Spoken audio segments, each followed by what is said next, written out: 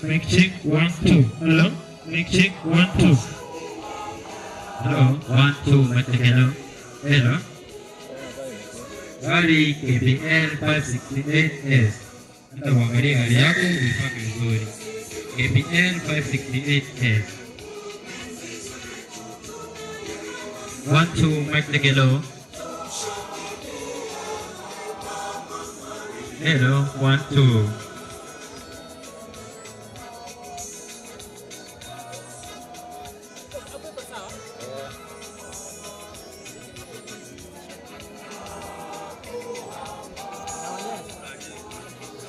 One, two, mic together.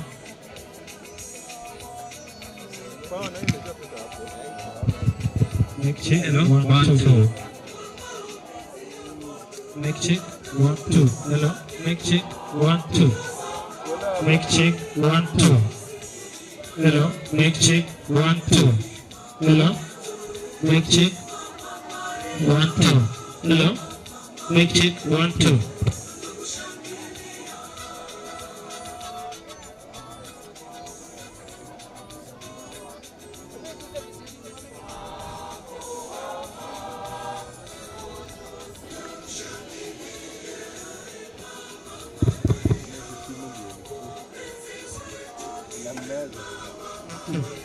Hello, mic check 1 2.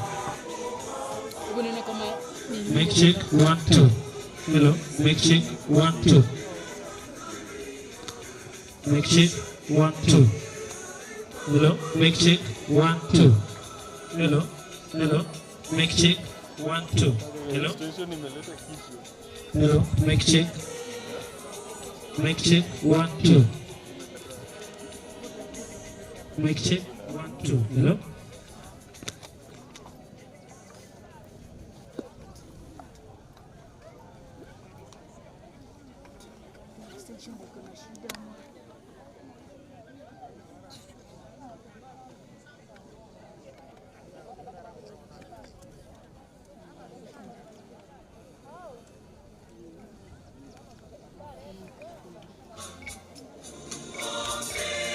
Mic check 1 2.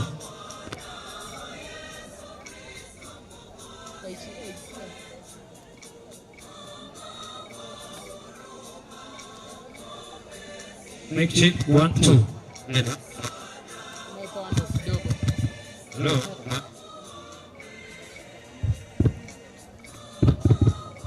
Hello, hello.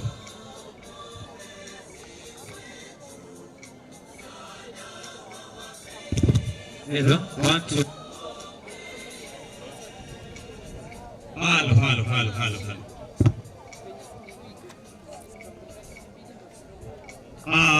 Chukua nafasi kwanza kidogo tu. Nachukua nafasi kidogo tu kabla ya kuendelea.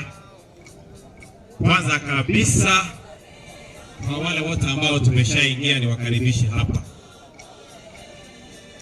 Nataka tupeane mwelekeo ambao tutusaidia sisi sote ili tupate kufanikisha hizi sherehe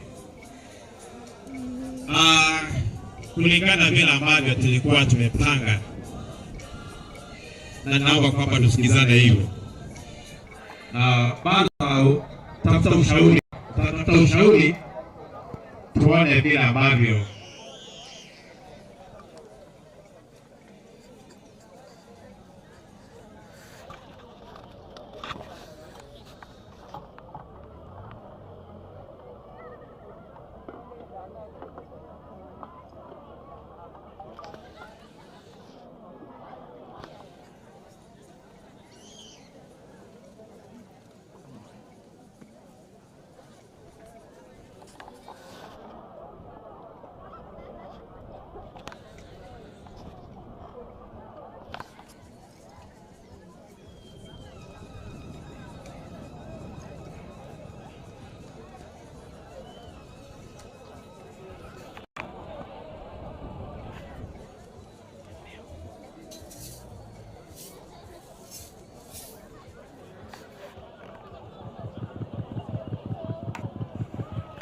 Hello, 1 2.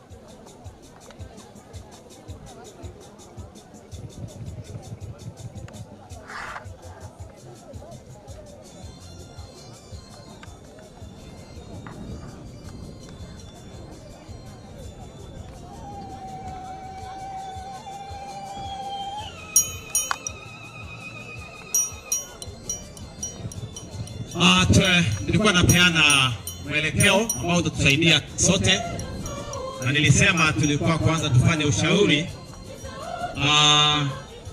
wanakwaya tukiwa tunalipata kwa njia ya kipaza sauti, vile tulikuwa tumepanga hii sehemu ya the clergy. All the white seats, they were reserved for the clergy.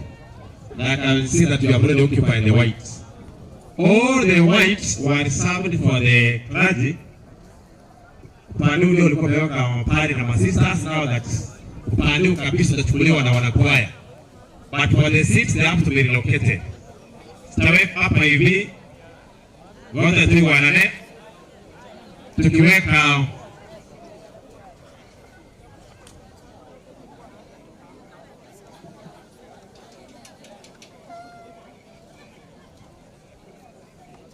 alafu kuna lile ambalo nashauriwa mapema kuhusu vyumba vya usafi. Kwa vyumba vya usafi, wazee wote wale wote ambao ni wa kiume watatumia upande wangu wa kulia, mahala pa kanisa pale. Ndipo wakina mama wote waingie kule shuleni. Wamama wote, wasichana upande wangu wa kushoto, kuna vyumba vya usafi kule shuleni, na kwa vijana wetu wote wa kiume na wazee wanaume wote upande wangu wa kulia kule upande wa kanisa. Pia naomba kwamba hii sehemu yote hii plus the first tent tafadhali, we are reserving it for the clergy, so I'm asking for your relocation. Hii sehemu yote hii mpaka hii L yote hapa itakuwa ya the clergy, for the clergy group. Alafu kuna hii tent tulikuwa tumeweka hapa, tent yetu tulikuwa tumeweka for the administration and the political group. Jagara father achigeta bagania wange go chabara, so the first tent was reserved for that group. Wageni wetu wote, familia za kina deacons ambao watabadilishwa leo, tulikuwa tumewatengea sehemu ya mbele hapa direct opposite wa altar na wageni wao wote. Kwa hiyo familia zile zote ambazo ndizo za wageni wa heshima, mahala hapa pote mpaka mahali pale, hii ni sehemu ambayo imetengewa hivyo vikundi.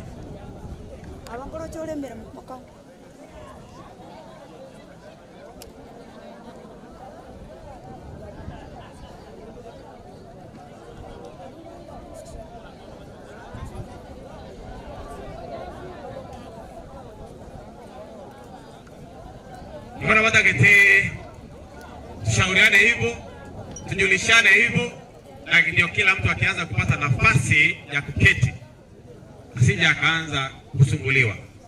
Kwa hivyo vile nimetangaza sehemu ya kwanza mpaka upande ule, hiyo yote tawekewa mapadri, masisters, deacons, au wote kuanzia hapa mpaka hapa, familia na wageni zao, familia zote na wageni wao hapa.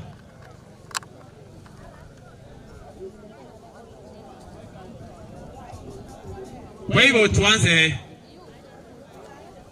kila mtu kupata nafasi mahali pa kuketi na tutulie hapo tunapopeana nafasi kwa wanakwaya kila baada ya kuibanga.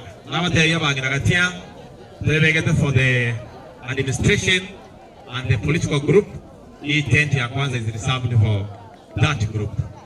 Wote wanajua nafasi ya area, tunajua nafasi na Sunday, lakini tent itawachwa kwa sababu ya wageni wengine wa heshima, maana walialikwa. Na waito wagwetera huku mbele, tafadhali. Hii sehemu haikuwa ya kupita pita. Toita area, soya raiga. Toite maega, soya raiga. Egere nafasi yega, etuare nafasi ngia asogo shughulikira itukolia leo. Karibuni na tusikie nyumbani.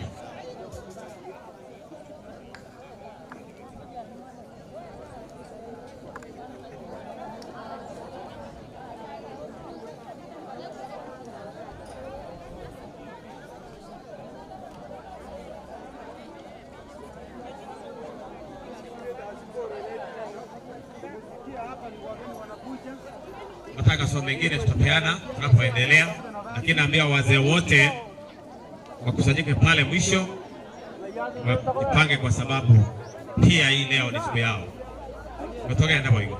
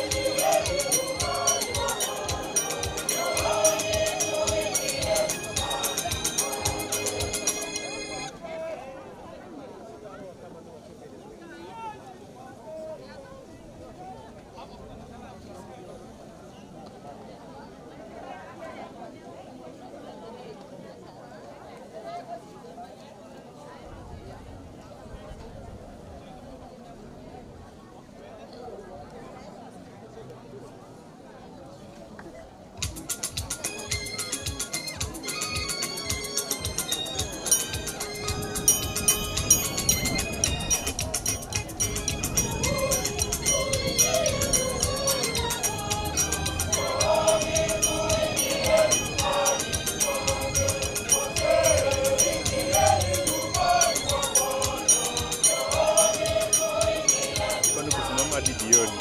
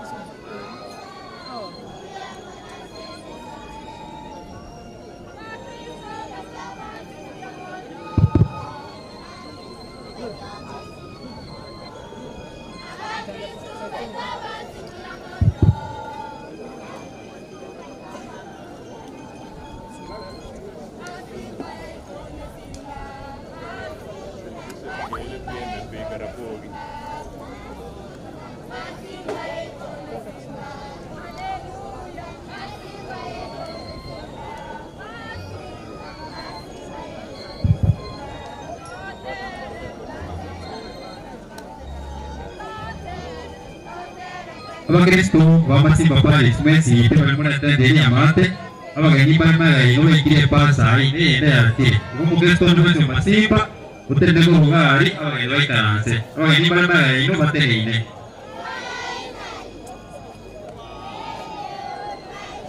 abakristo bamasimba mwezi abamuna tenderi mata abageni barima ino batere ine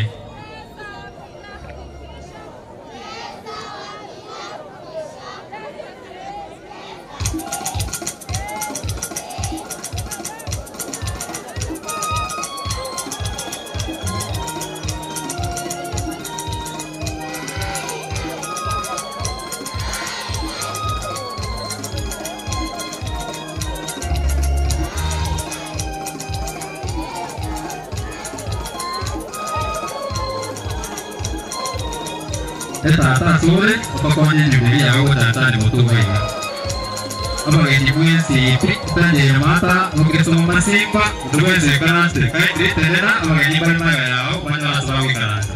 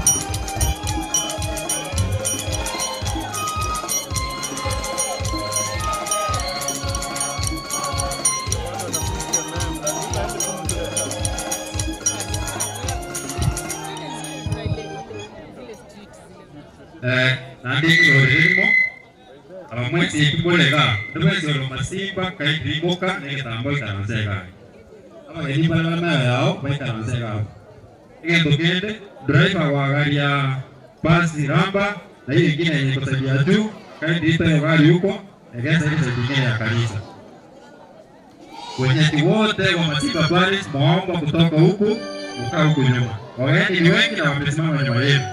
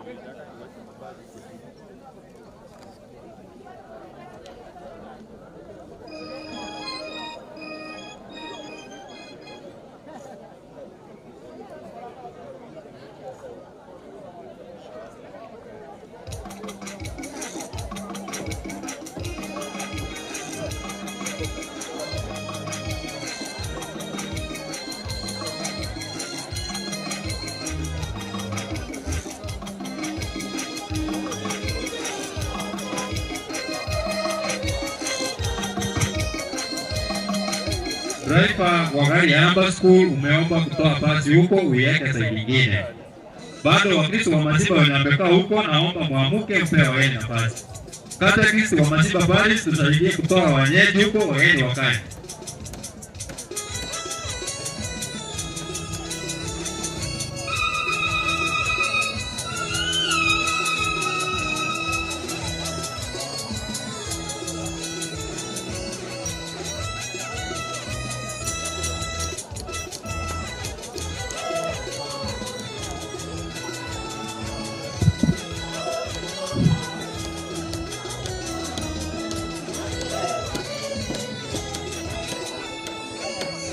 Basi tunapowalika hapa mapadri wote ambao mko hapa, tafadhali, askofu ameshawasili anakuja. Kwa hivyo tutaka tuondoke kwenda mpaka pale tutaanzia procession. All the priests who have arrived here, please. And lastly, you can sit here directly opposite altar. Mapadri wote tutakuja tutaanzia procession pale. Mapadri ambao mko hapa, tafadhali mje mpaka hapa. Kuna chumba cha kwenye vesti opposite the altar. Tafadhali mkuje kwa sababu baba askofu anawasili hivi sasa.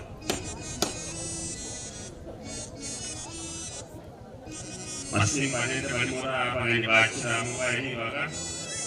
Like Kanasaran Barura, Sistema Chabaringo, Ade Barure, Kisumu, Edas of Sumu, Ekowato Motiko Nokonyora, Osasroti, Ikon Kizito, Navaiko, Homade, kuna wageni wamekuja, kuna Ikon Victor Nyango, toka sehemu ile, wengine wametoka sehemu za Baringo vile nimewambia. Kwa hivyo Antoine Kalinde Antoine Duwende usemu wa mantabudi baga banwe karanse moyo otru kureji saikomi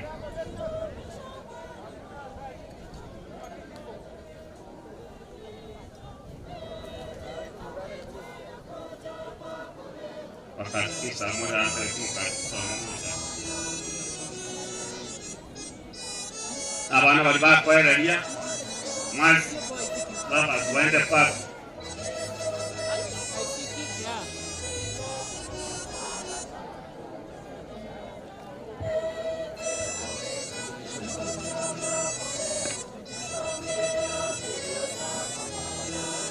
Kuna wale ambao mna viti, kuna viti hapa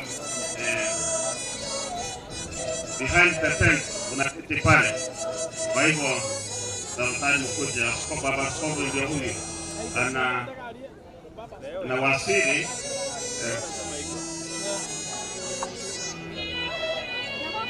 wenu iko watu wankaika vigelegele umukaribishe baba askofu anapowasili hapa. Moro nomo wako alimuko ngweru ngeye moro nomo wako vigelegele kumkaribisha baba askofu ambaye amewasili hapa leo kutuongoza katika sherehe hii ya ubadilisho wa mapadri wetu Spiritans watatu.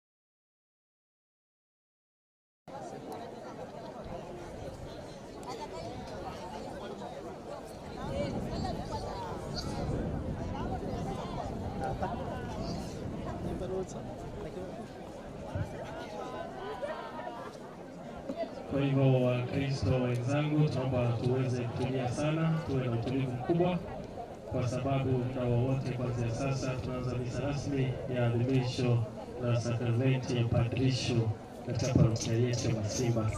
Kwa hivyo tunaomba sana kwa utulivu, tuendelee kupata nafasi nzuri mahali ambapo tutaweza kushuhudia sherehe hii kwa njia ambayo inafaa.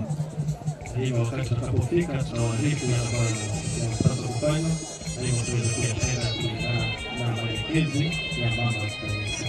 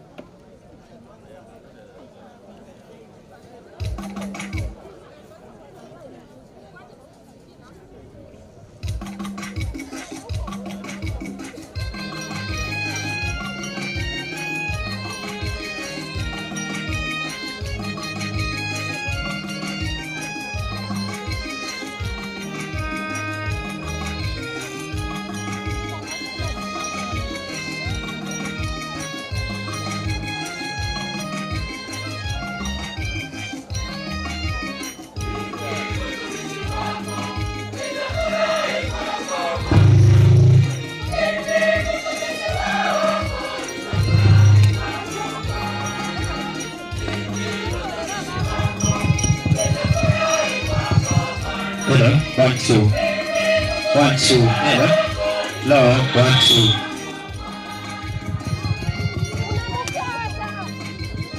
One two. Hello, 1 2. Hello, 1 2. Mic check. Hello.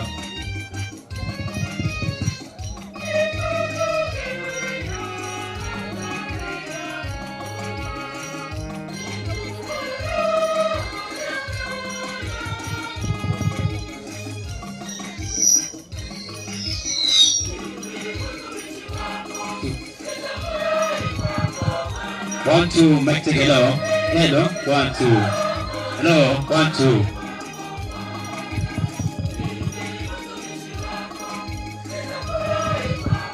Hello, 1 2. Hello, 1 2.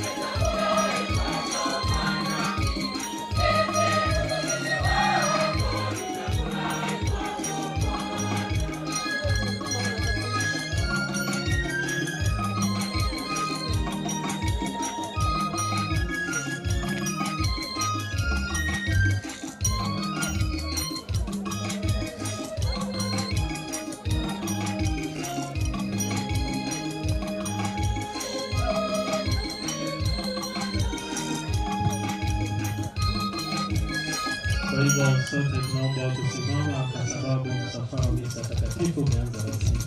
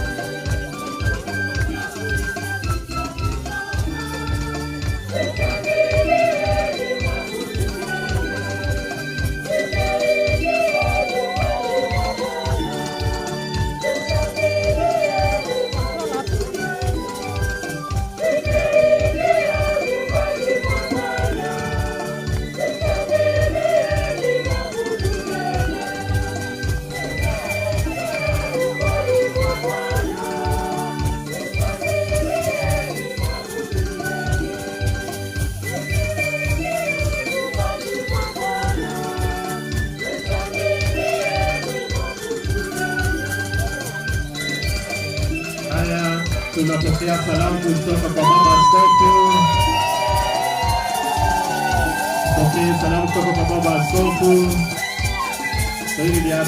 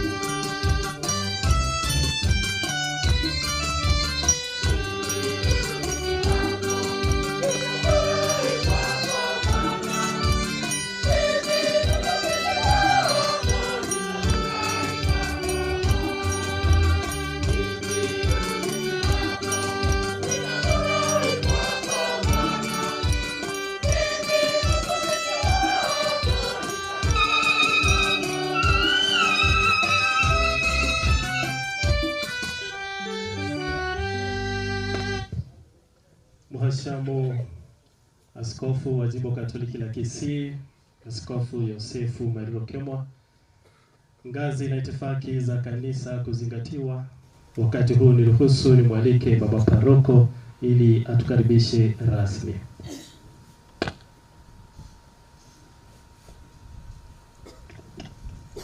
Mhashamu Baba Askofu, Vika Generali wetu, Provincial Superior, Father Stephen Wafura, mabari wote waheshimiwa, watawa wa kike na wa kiume, Wakristo wetu wote kutoka jimbo letu la Kisii na majimbo mengine, tumsifuni Yesu Kristo milele na milele.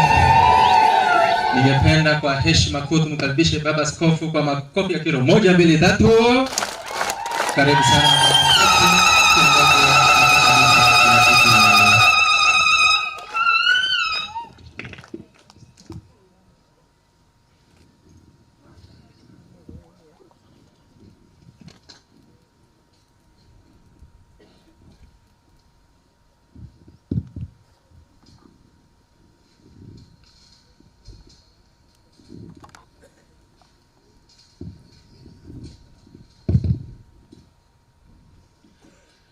My Vicar General Charles Amwata, ambaye tunasaidiana kazi na wengine, the consultants that have come here, the superior of the Spiritans.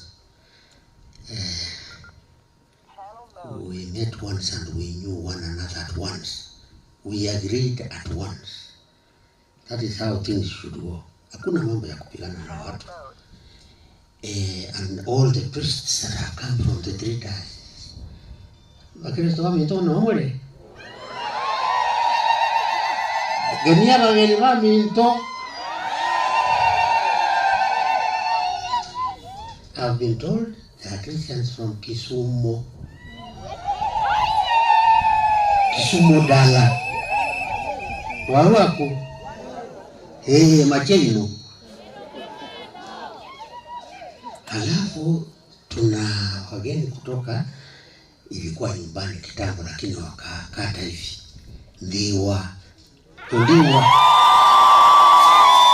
Kato ndiwa. Umor.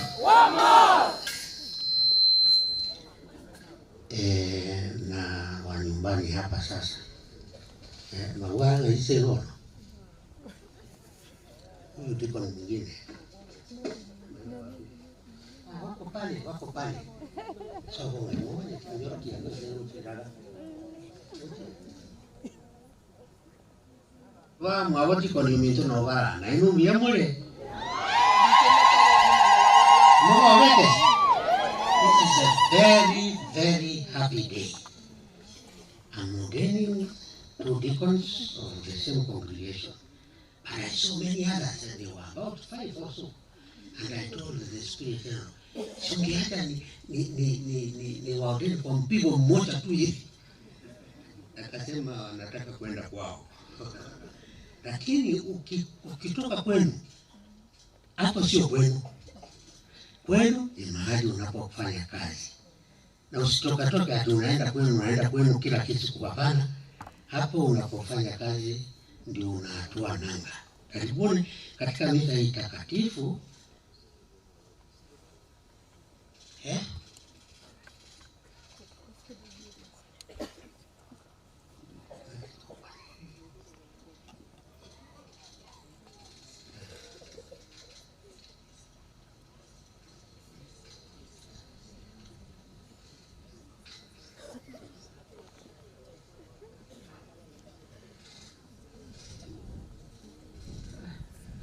Nimeambiwa hata wewe Pokoti wako hapa. Hizi Pokoti mko hapa. Karibuni. Karamu.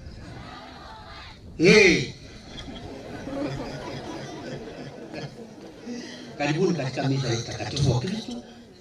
Kwa muda mrefu ni misa takatifu ya kututuliza, sio mawazo peke yake, lakini nyoyo zetu. Maneno mengi yanasumbua nyoyo zetu, lakini misa hii itatuponya.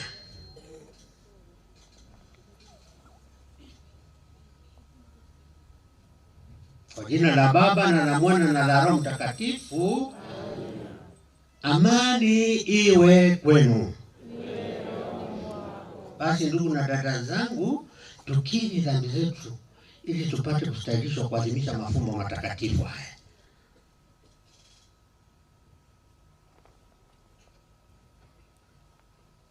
Namuungamia Mungu Mwenyezi,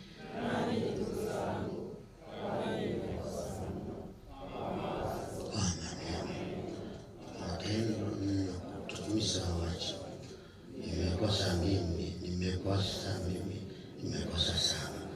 Ndio maana namuomba Maria mwenye heri, Bikira daima, malaika na watakatifu wote, nanyi ndugu zangu, niombeni kwa Bwana Mungu wetu. Mungu Mwenyezi atuhurumie, atusamehe dhambi zetu, atufikishe kwenye uzima wa milele. Amina.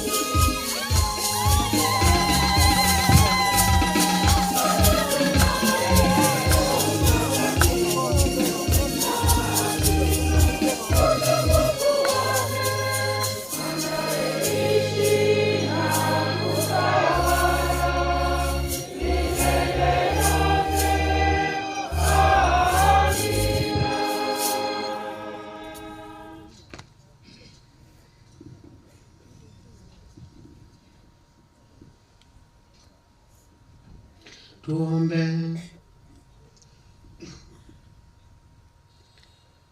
E Bwana Mungu wetu, unayeliongoza taifa lako kwa kutumia huduma ya mapadre, uwajalie hawa mashemasi wa kanisa lako, Rafael Magwaro, Victor Onyango na Kristo Boniface, wastahili kukutumikia katika mapenzi yako, ili kwa huduma na maisha yao waweze kutafuta utukufu wako katika Kristo, anaishi na kutawala nawe katika umoja wa Roho Mtakatifu, Mungu daima na milele.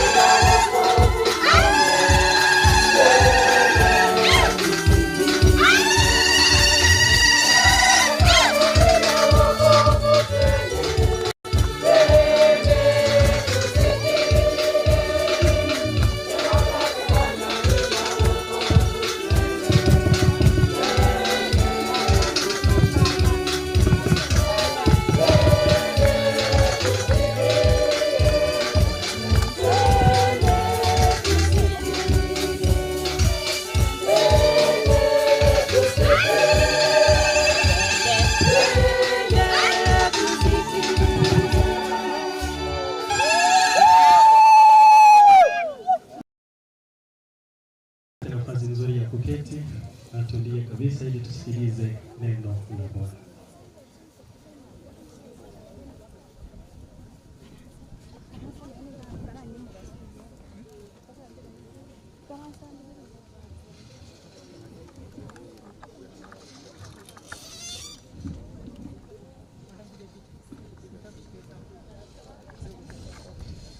Somo katika kitabu cha nabii Isaya. Mwaka ule alipokufa mfalme Uzia, nilimwona Bwana amekaa katika kiti cha enzi kilichoinuka. Mapindo ya vazi lake yamejaza hekalu. Maserafi walisimama juu yake. Kila mmoja alikuwa na mbawa 6. Kwa 2 alifunika uso wake, kwa 2 alifunika miguu yake, na kwa 2 aliruka. Wakaitana kila mmoja na mwenzake, wakisema, Mtakatifu, mtakatifu, mtakatifu, Bwana Mungu wa ulimwengu, dunia nzima imejaa utukufu wake. Na misingi ya vizingiti ikatikisika kama sauti ya wenye kulia, nalo hekalu likajaa moshi. Nami nikasema, ole wangu, nimeangamia, maana mimi ni mtu mwenye midomo michafu. Makao yangu ni kati ya taifa lenye midomo michafu, na macho yangu yamemwona Mfalme, Bwana wa majeshi. Hapo mmoja wa maserafi akaruka upande wangu, akishika mkononi kaa la moto, alilotoa altareni kwa koleo. Akanigusa kinywa kwa kaa hilo, akasema, tazama, hili limegusa midomo yako, uovu wako umeondolewa, na dhambi yako imesamehewa. Kisha nikasikia sauti ya Bwana akisema, ni mtume nani? Nani atakayekuwa mjumbe wetu? Nikaitika, mimi hapa, unitume mimi. Neno la Bwana.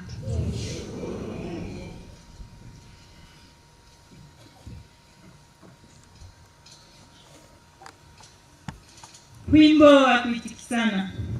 Kikombe kile cha baraka tukibarikicho, je, si ushirika wa damu ya Kristo?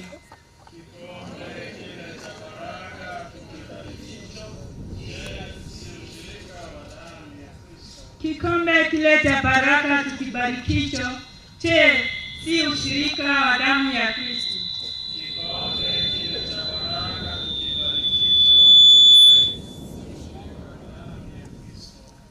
Kikombe kile cha baraka tukibarikicho, je, si ushirika wa damu ya Kristo?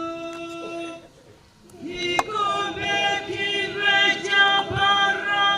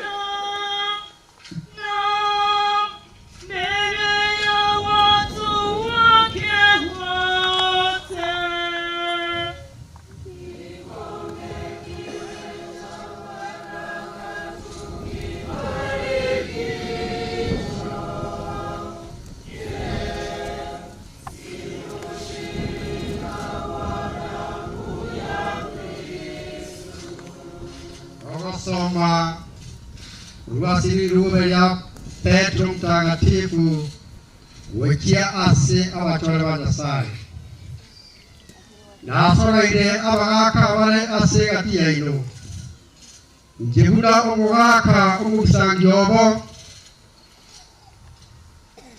na kiroli w'ochandwa wa Kristo na umugatani w'obonene boria borachi korokiwa lisya richo ya Nyasaye eliade kirwi ase mure tali ase okotereriwa urende aso wanja una Nyasaye anjete dali aso konyora ko borianania urende aso moyo wokwerwa imoba bagokora bagwekora abanene yurasa bumwairwe urende mobe kyorokeroye ekia asericho iria na molisio monene kala oroke na monyole gutwa yobonene etali gosaleka na wayibona inwe abale abake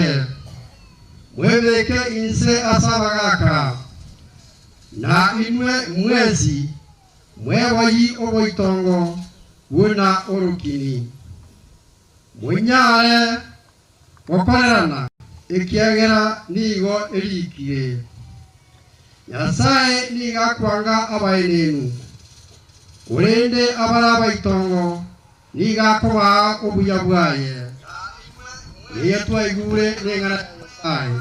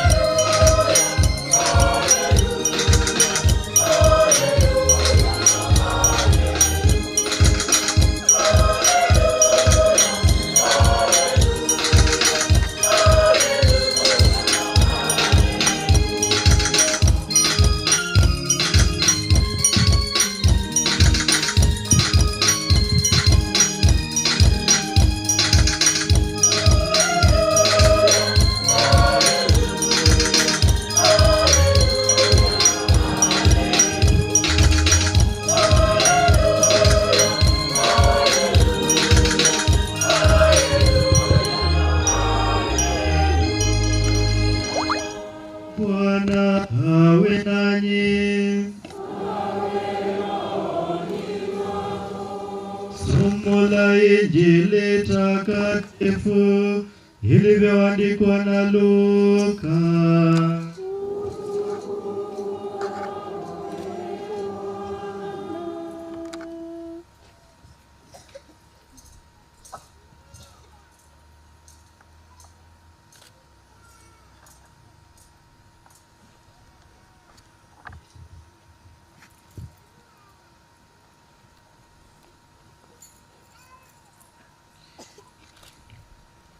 Wakati ule Yesu alirudi Nazareti, ndiko alikolelewa, na siku ya Sabato akaingia katika sinagogi kama ilivyokuwa desturi yake. Akasimama asome.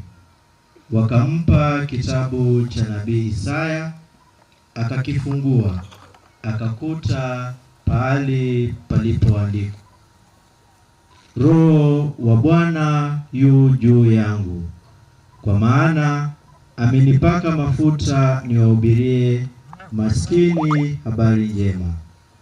Amenituma kuwatangazia wafungwa kufunguliwa, vipofu kuona tena, kuwaletea wafungwa uhuru, na kutangaza mwaka kwa Bwana. Akakifunga kitabu, akamrudishia mtumishi, akaketi, na macho ya wote katika sinagogi yakamkazia yeye. Akaanza kuwaambia, leo andiko hili limetimia masikioni mwenu.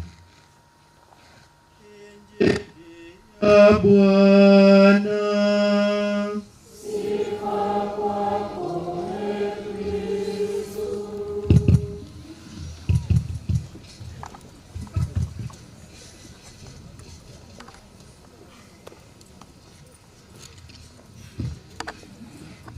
Sasa baada ya kusikiliza somo la Injili, wakati huu ni wakati wa kumwalika the Counselor of Formation kutoka shirika la The Spiritans ili aweze kuwaita wale ambao watabadilishwa kuwa mapadri.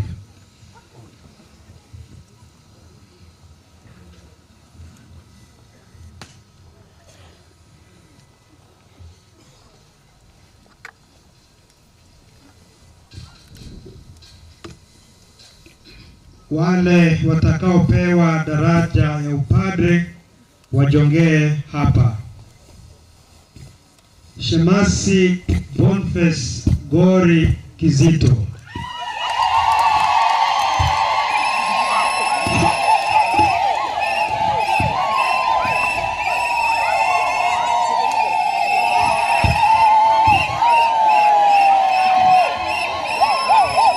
Tunaomba tutulie tafadhali, tutulie tafadhali. Wakati wa kushangilia ni baadaye. Tote katika kabisa, kushangilia tu baadaye. Wani. Nipo. Shemasi Boniface Kizito ni mwana wa marehemu Leonard Kizito na Mary Akinyi kutoka parokia ya Moyo Safi wa Bikira Maria Ndori katika jimbo kuu la Kisumu.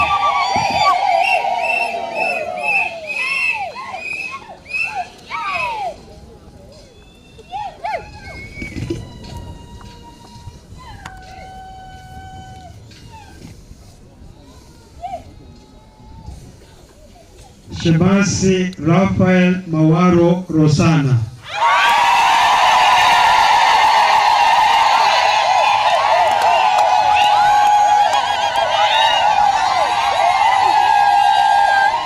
Shemasi Rafael Mawaro Rosana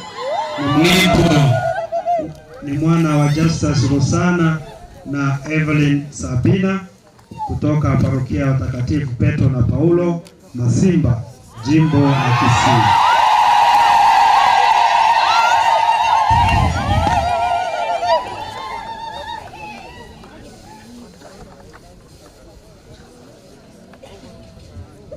Shemasi Victor Onyango Odhiambo.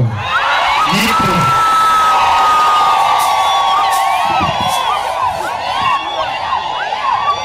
Shemasi Victor Onyango Odhiambo ni mwana wa Boniface Odhiambo na Margaret Auma kutoka parokia ya Familia Takatifu Ndiwa, jimbo la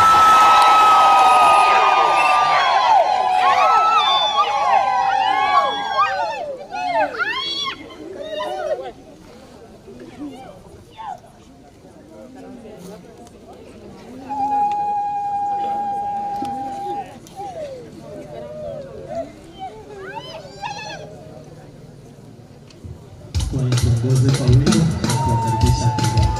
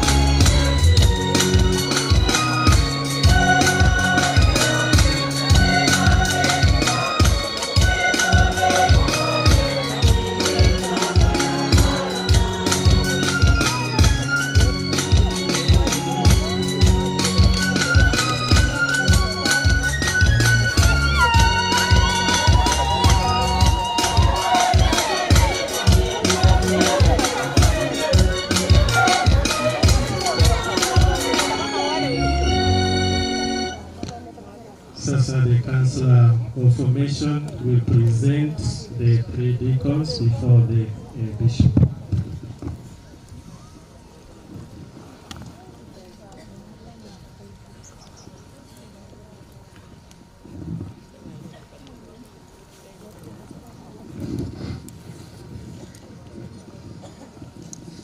Baba Mheshimiwa, Mama Kanisa Takatifu aomba uwape hawa ndugu zetu madaraka ya upadre.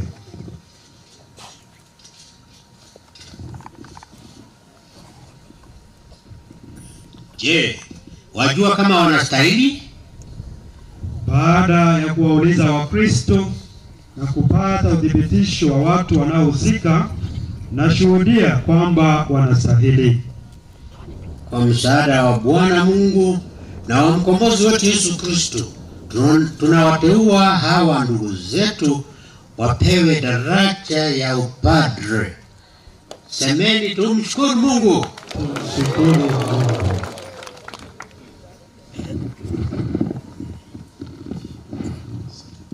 Sasa hawa wateule wataketi, halafu itafuata homilia.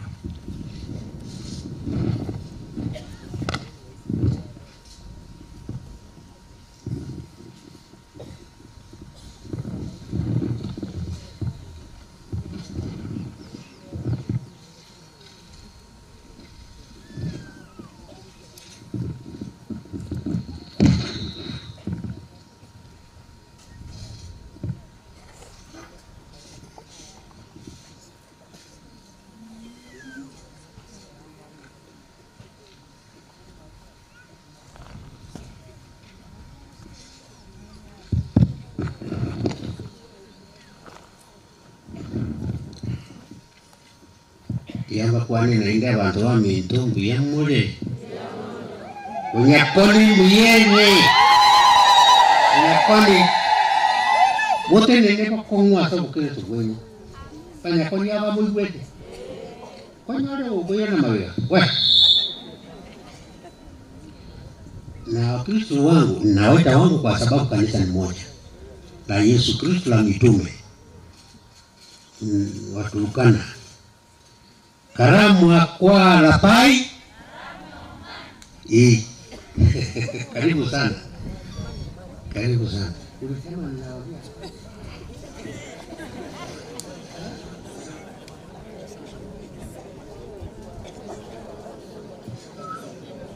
Umeambiwa niseme sereni umana.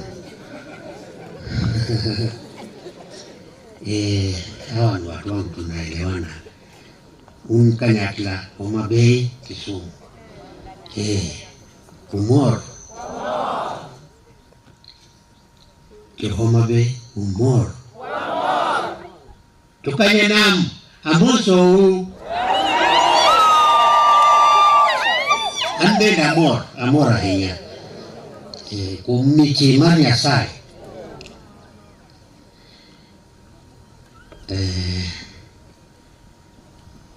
Ningependa kuambia kwamba hii ni siku ya muhimu kwa kanisa Katoliki, sio hapa peke yake, kwa kanisa Katoliki. Tukipata padre, huyo sio padre wa kijiji tu, ni padre wa kanisa, Universal Church, because Jesus Christ founded the Universal Church. That's why we are so happy here. When I was in Homa Bay, they taught me a bit of the Luo. And when we finished, we had to sing to the teacher. Mera, makapo, chote, something like that. And he was very happy. He was happy because he thought we had graduated with a summa cum laude. So my dear Vicar General Monsignor Charles Samwata ndio Vicar General wetu, simama wakuone. Si huyo ni mfupi kama mimi. And my dear Superior, very Reverend Father Frederick Lima Wafula of the Holy Ghost Fathers. Ulimulam. Ulimulam. He came to my house to request personally that I ordain Magwaro na wengine. I was impressed that day. And my dear religious men and women of different dioceses, different congregations, you work in many places, my dear sisters. God bless you. Your work is good. And my dear people of God that are here today, God is good, and all the time, as I bear, as I bear. One more. Hey, come on. Tumsifu Yesu Kristo. It is my great pleasure, especially I'm telling the spirit of the Spiritans and the other spirits that are here. It is my great pleasure to welcome you all to this great celebration where our brothers will be elevated to the priesthood. In this ordination, we are called to be closely united to Christ. Closely united. We are called to be closely united to Christ, the only high priest, by way of this wonderful sacrament of priesthood. Congratulations. It takes a long time to form a young man until he is ready to be ordained a priest. I'm sure the Turkanas, they don't see the meaning of so many years. Wanataka kumfanya awe padri hapo hapo. Pokot. It involves a long journey on the part of the seminarian, the laity, and the clergy, who make sacrifices and offer prayer continuously for the seminarian to be ordained a priest. It doesn't matter whether it's a Spiritan, whether it is a Consolata, whether it is a church. The yearning is the same. When he eventually gets to be ordained, then it is a great joy for all involved. Indeed, for Mother Church in her universality, it is a great joy. I used to wonder why it takes so long to form a seminarian. Many years. 8 years, and sometimes 9, and sometimes 10 years. Now I know better. And when I told some Christians that a seminarian is formed, forming him, it takes 8 years, they say, wow, 8 years? Only say the rosary in the seminary. They do more than a rosary. They are academicians, they read hard. If the priest is a man of faith and mystery, a disciple of the Lord, and a servant to the community, those are heavy words, eh? If the priest is a man of faith, number one, he must be a man of faith. Moko mumu muro tabu ati ukwege na oye mategere nenga. Ni mubuade chiombe chikolegas. They have understood what I want to say. If the priest is a man of faith and mystery because the Eucharist is a mystery. The sacraments are mysteries themselves. So he's going to become a man of mystery. A disciple of the Lord, always. And a servant to the community, always. So if you are sent, say to Masimba, you are to be a servant of this community. There are many communities here. But you look at them as a community because it is one mission. So you serve them with a very dedicated spirit. So if that is the case, he definitely needs even more time to be formed. Perhaps 8 years is good enough. Even the Jesuits, you have to go to 11 years even.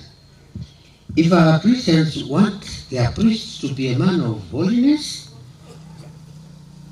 a man that commits himself, a man of love, a man of care, a man of encouragement, a man of challenge when challenges will come.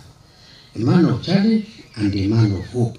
It then goes without saying that he needs even more time to be formed.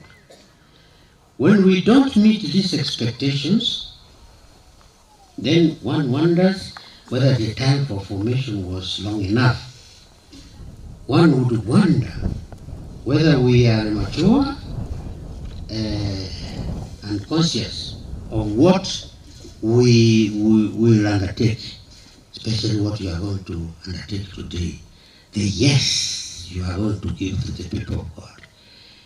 And the here I am to God who looks at you, saying, here I am, send me. And he will send you. He will send you. But are you going to do what he sends you?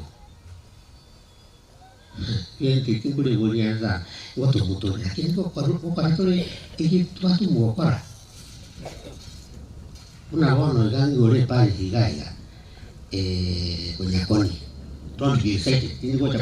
Maybe in a few years to come. Untumu masasuroti kuchari bagaria masakamiento abarete obosie wichibando mugore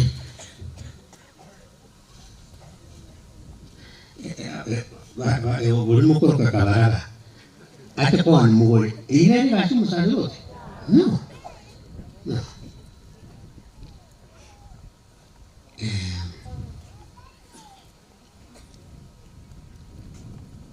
We can very well, at this point, live a life contrary to all expectations. If we do these things that are contrary to yes, contrary to here I am, contrary to send me. There are people who have found themselves in this situation. If anything is that was Omega.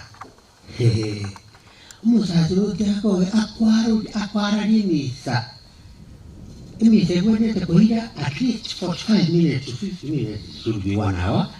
In 15 minutes to call the kid.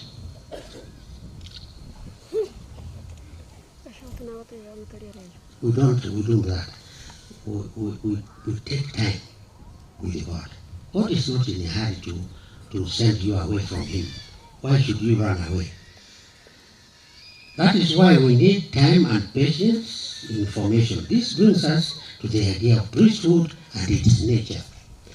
Priesthood and its nature. Priesthood is described as the office or the position of a priest. I like position better than an office. Because you have obviously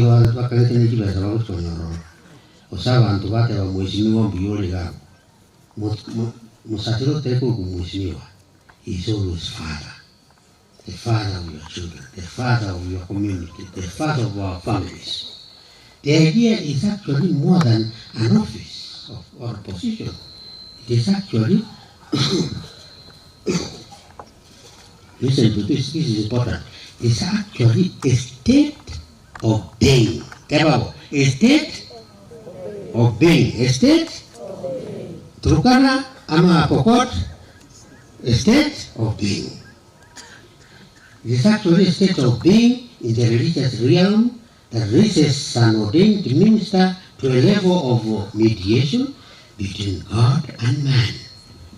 This is a very important sentence.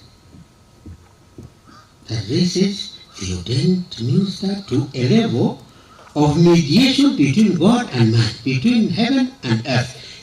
Immediately what comes to your mind? Hebrews chapter 5. Immediately. The word's office and position can lead to a purely human level of things where one makes up a career. Priesthood is not a career, it is a call. That priesthood, as I've told you, is a call to a religious state of being that preoccupies itself not with earthly things, but heavenly things. If you are totally consumed by earthly things, then you might deviate. It is an office that should acquire not money, but souls, St. Ambrose righteous, that requires not money, but souls. The Latin word for priest is sacerdos. In Latin, it is clear what a priest is by what he does. Sacerdos is sacerdotens or even sacerdans. Saint Anthony calls sacerdos one who teaches sacred things. That is exactly what a priest comes to do, to teach you sacred things. Those who use the word presbyter, presbyter means one who shows the way. And these presbyters live in a house called, what is the house called? The priest. Yeah? Priest? Kumbe unajua hamwezi kusahau. So this presbyter, he shows the way. Premise, iter the way. And you have had it in Mass. Iter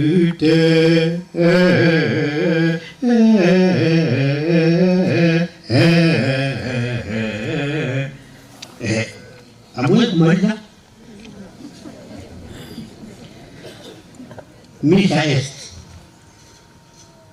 But St. Ambrose in this regard calls priests the guides and rectors of the flock of Christ. The guides and rectors. Father Rector.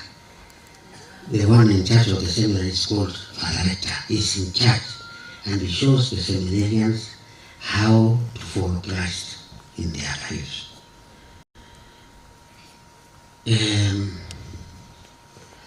This phrase, the guides and rectors of the flock of Christ, was given in some time back when they were describing what happens in the seminary. It sums up calling them a kingly priesthood. That's where we end now. A kingly priesthood, a holy nation, a purchased people. You remember that? Peter 2:9, I think. Purchased people, kingly people, a holy nation. Populus, Acquisitionis, gens sancta. Lastly, the nature of priesthood can only be understood by the activities of a priest. You express yourself by being a priest who does certain activities that reflect your nature. John Paul II wrote a book called The Acting Person. And in The Acting Person, he teaches us that actually it is the acts of a person that reveal the intimate self of that person. So, if you want to be a singer, you must do what? You must sing, yes. You must sing. If you want to be a footballer, you must play football, and so on.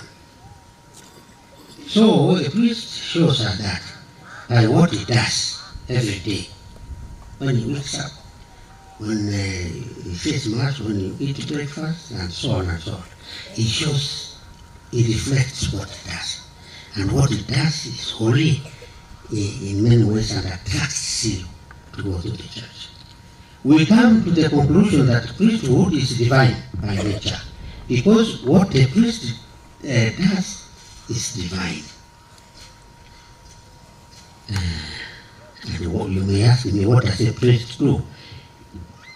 He fulfills the call of the church to celebrate sacraments. And through these sacraments which he performs, he becomes holy. The church becomes holy. The people of God becomes holy. A sacramental way of life, it puts you in the middle of the church in what the priest does. For instance, the priest offers the holy sacrifice of the Mass. He hears confessions. He sanctifies people as he administers sacraments. He helps those who are in need. These activities are divine in origin. If they are divine in origin, you can imagine what they do to you. As the ministry in which they are dispensed must be divine. That is what priests do and must do essentially and existentially. So, the life of the church essentially and existentially is sacramental. Remember that you become another Christ under priesthood in priesthood, which we share with Christ, the only high priest. By this ordination, you become a priest of Christ, a priest of the Catholic Church that is universal. You are therefore not a local ethnic priest. Munyakoni. Usasurucha take wote wa Nairobi ngaitino munyakoni. Hapana. Uzini muweka sito muweka. You are therefore not a local ethnic priest. You now belong not to yourself, not to your family, clan or parish. You belong to the universal church. Shepherd the people of God with education, and the Lord will bless you, my dear servants of God. And you can be sent anywhere. A priest will never be sent away if you send a priest where there are no priests. I mean, the priest where the Christians don't have a priest, they embrace it. They don't ask, what is your tribe? What is your name? Where do you come from? That is rubbish. They want you to celebrate sacraments there and then.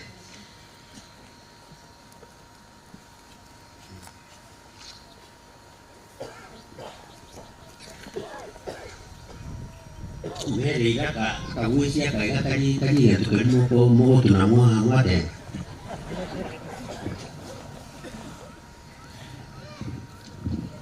Manuel Okeni Kongo. I'm finishing shortly by reflecting on the readings. And who will go for us? And I said, here I am, here my Lord sent me. Prophet Isaiah heard the voice of God, whom shall I send? And who will go for us? And I said, here am I, send me. We are also called, and we must respond with a resounding yes. If you don't, if your yes is halfway, you better go home.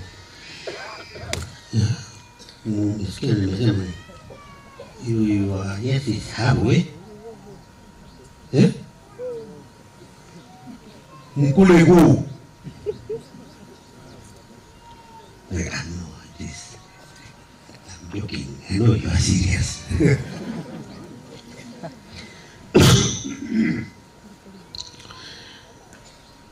You are called into the priestly ministry to become more and more like Christ, the priest.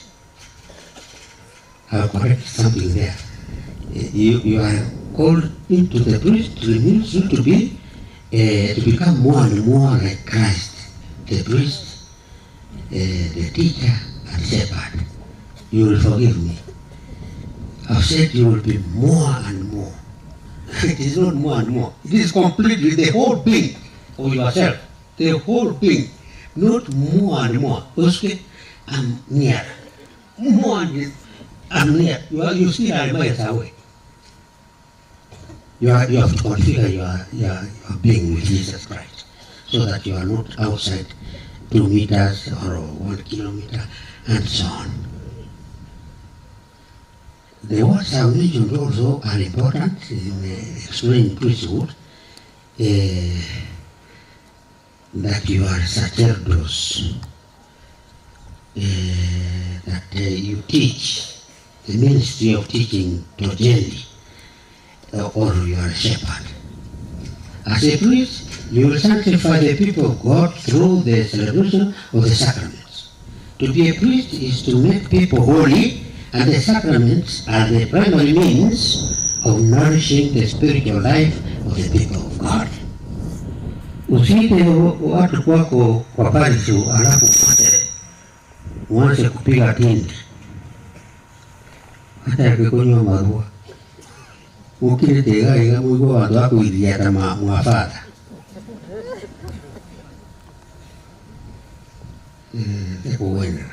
The call is to, and this is important for you, my dear deacons, the call is to cultivate daily a friendship between God and the people of God.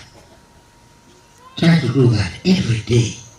Cultivate a friendship, because Jesus Christ is your friend. Jesus Christ is your brother, and He is guiding the way. He will show you the way. God is the way. Don't run away from Him. Actually, it's the truth, the way, and the life. The reading from 1 Peter 5, 1 to 5 says, be shepherds of God's flock that is under your care, watching over them, not because you must, but because you are willing, as God wants you to be, not pursuing dishonest gain, but eager to serve. A priest must always be a shepherd who stays close to his people. I want you to reflect how many times you have been close to God's people, and how many times you have been closer to Kanywachi. In their sorrow, in their searching and doubting, in their ordinary struggles, my friend, Jesus is the shepherd. Go to Him. He will show you the way. This means being available, approachable, and present. If a priest is not available, ameruka kazi yake. If a priest is not approachable, hapo mambo sio mazuri. Mkienda kwa parokia, unaingia hapo, unataka kuongea na fadha. Fadha akikuona anasema, wewe usikaribie, toka. Utafanya nini sasa?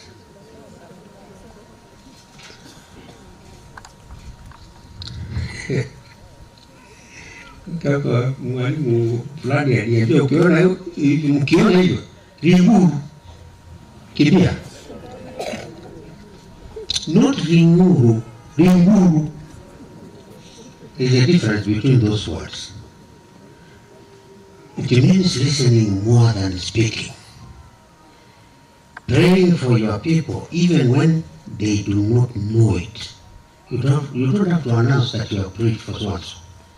Laying down your life, not in dramatic gestures to gain public publicity, but in daily sacrifices, hidden from the eyes of the world. My dear brothers and sisters, you are no sisters. My dear brothers, remember that priesthood is Christ's work. You are His instrument. Remain close to Him in prayer. Love the Eucharist. May Mary, mother of priests, hold you close to Him, close to her. Because if you are close to her, she will show you the way to her Son. In Latin we say ad Iesum per Maria. Ad Iesum per Maria. May Mary, mother of priests, hold you close and allow the good shepherd to shepherd you, so that through you He may shepherd His people. Lastly, I have many things, but niruke kidogo. Lastly, my dear brothers, priesthood is not a right. Some people think it is a right. When I was at road, you say it is my right to be in Mutondo because they have an address near there. That's where you want to go. Or you want to go to Keroka, which is being constructed because it is a town. That is wrong. It is a gift given to you to serve everywhere, not only one place, not only the place you are dreaming about. And this chance is given, remember, it is given by Christ. no one is ordained to show his status or cling to privilege. The priest has no privileges. You are just like Jesus Christ, who had no privileges. When they hung him on the cross, they had taken away his clothes. They hung him there. He didn't have anything except a small rag around him. The Son of God who came to save us. He came to save us. We rejected him. We beat him up. We crucified him. That is the mistake of human beings. We do not know how to say thank you to those who have helped us. We are ordained to pour ourselves out, to give ourselves away, not counting the cost. Don't forget that Mary is our mother, given to us by Jesus Christ on the cross. He pointed at John, there is your mother. There is your mother. She will always accompany you in your ministry. The way she guided Jesus when he was a small boy, she will now guide you. And she will guide you because she's a light. She's Sulwena. Sulwena wamusi minma omnyasai irama pide taranga my polo misawa Maria misawa Maria misawa Maria Bikira mapire Gabire nomosi Inge murkode Inge kaniloko Miwa more pinka Misawa Maria Misawa Maria Misawa Maria Bikira mapire.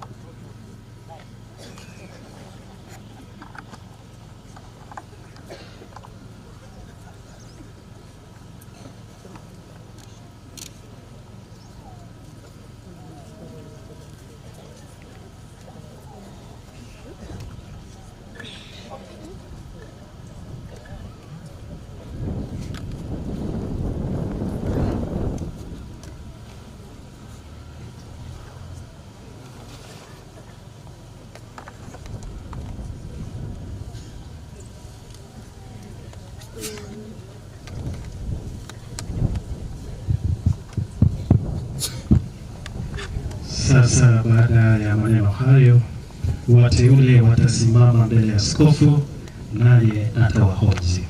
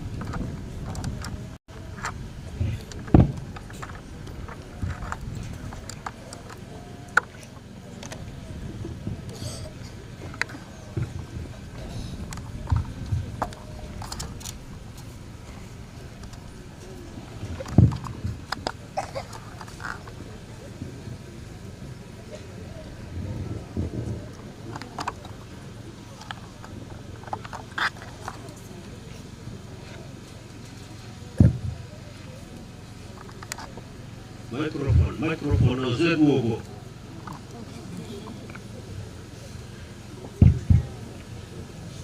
Wanapendwa sana, kabla hamjatongea kupewa daraja ya mapadre, yawapasa kudhihirisha mbele za watu nia yenu ya kupokea madaraka haya. Je, mwataka kutimiza daima kazi ya kikuhani katika ngazi ya mapadre kama wasaidizi waaminifu wa maaskofu katika kulichunga kundi la Bwana mkiongozwa na Roho Mtakatifu? Nataka.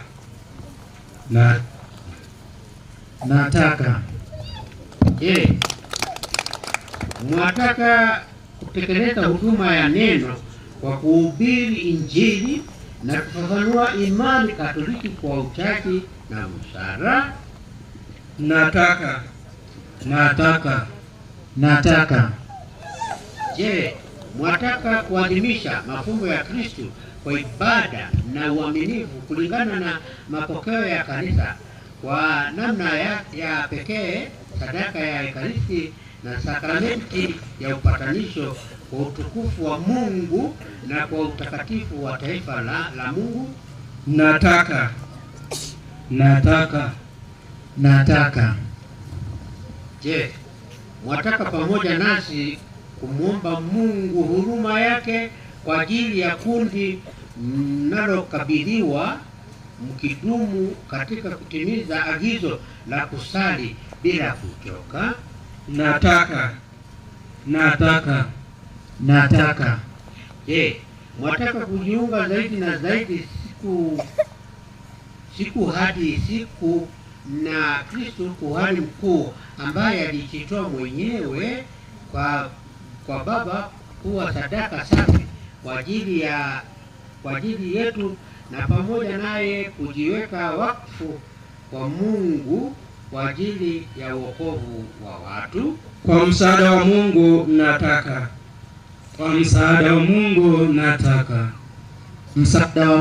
nataka.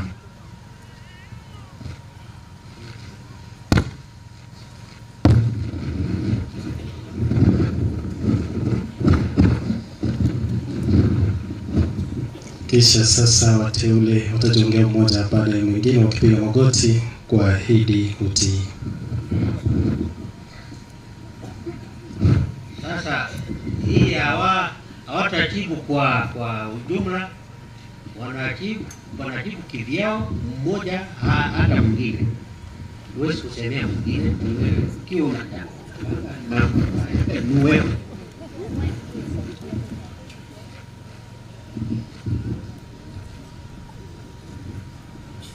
Hii ni sehemu kubwa sana ya utii. Je, waahidi kuwapa askofu, kwanza ni mimi, waahidi kulipa mimi na askofu wengine wa majimbo yenu ambapo mnatoka na wakuu wa shirika heshima na utii? Naahidi. Na huyo mkuu wa shirika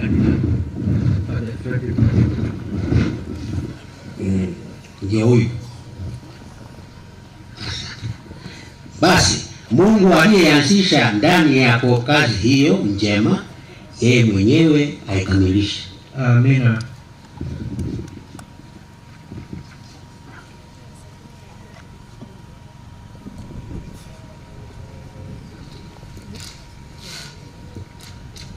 Je, waahidi kunipa mimi askofu anayekupatia upadre na maaskofu wengine na wakuu wa shirika lako heshima na utii?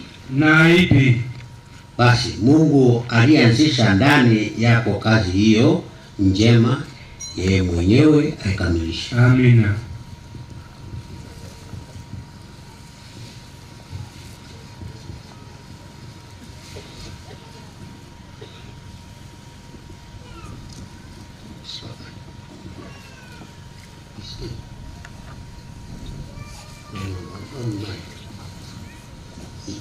His hands are trembling because he is approaching the great sun. Je, waahidi kuwapa askofu, waahidi kunipa mimi askofu wa Kisii na maaskofu wengine na mkuu wa shirika Heshima na Utii. Naahidi. Basi Mungu aliyeanzisha ndani yako kazi hiyo njema, yeye mwenyewe aikamilishe. Amina. Sasa baada ya kuahidi utii, Baba Askofu atatualika katika litania takatifu na sote tunaomba kupiga magoti.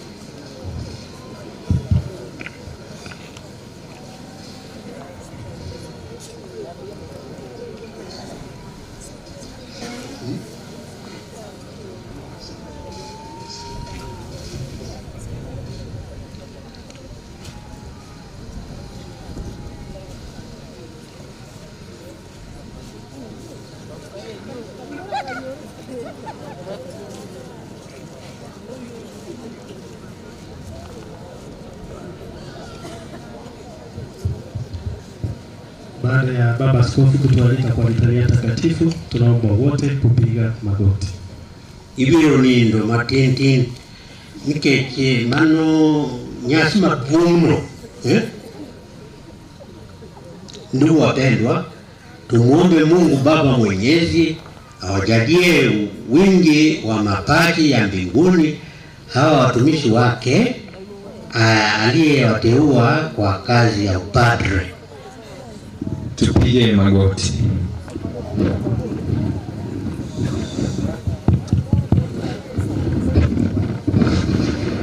Bwana utuhurumie.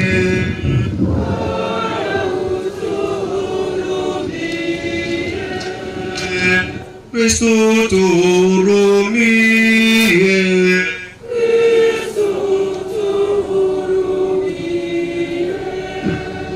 Bwana utuhurumie.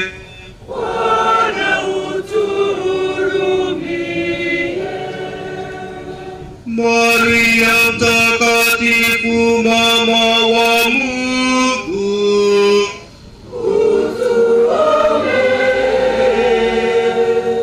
takatifu Mikaeli,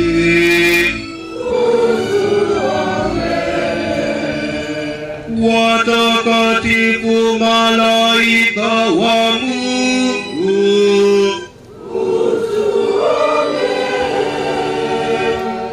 takatifu Yosefu,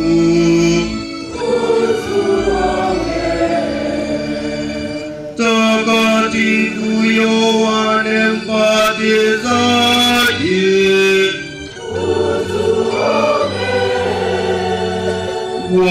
watakatifu Petro na Paulo mitume,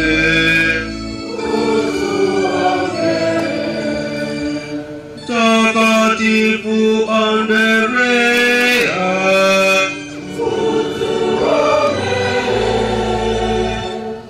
takatifu Yohane,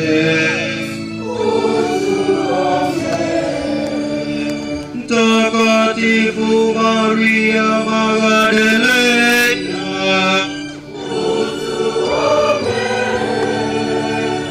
takatifu Stefano,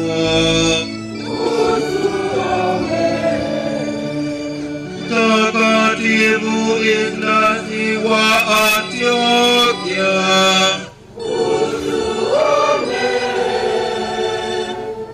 takatifu Laurenti, watakatifu Perpetua na Felista,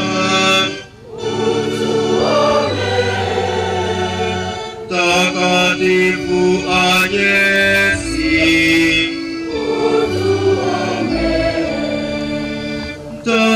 Mtakatifu Gregori, Mtakatifu Agostino, Mtakatifu Atanasi,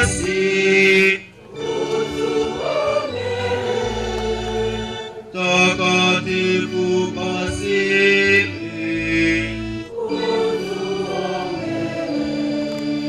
Mtakatifu Martini, Mtakatifu Benedikto, Watakatifu Francisco na Dominiko, Mtakatifu Zakeri, Mtakatifu Francisco wa Asizi, Mtakatifu Vicente wa Paulo, Mtakatifu Yohane Maria Vianney, Mtakatifu Matiasi Mrumba Kalemba, Mtakatifu Scholastica,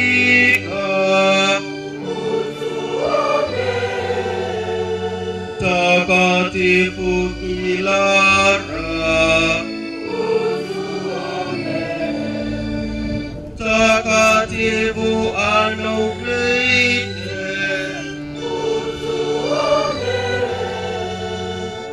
Mtakatifu Bakita,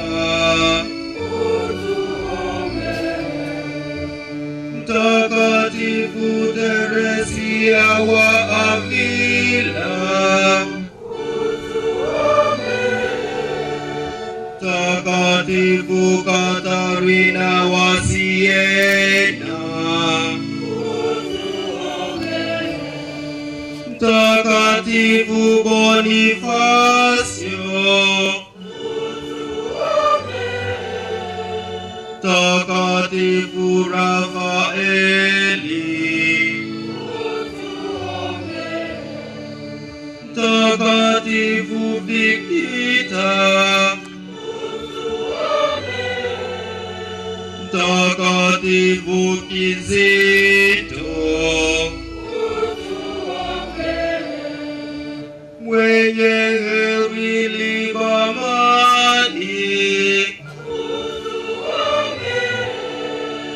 mwenye heri Pratira, mwenye heri Lafale, mwenye heri Bulati,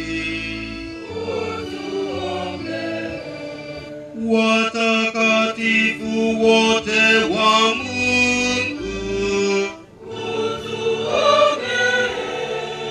watakatifu wote wa Mungu,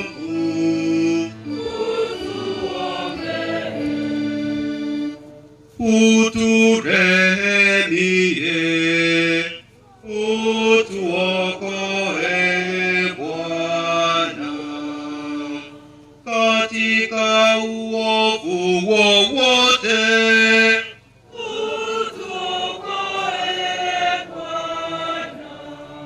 katika dhambi yoyote,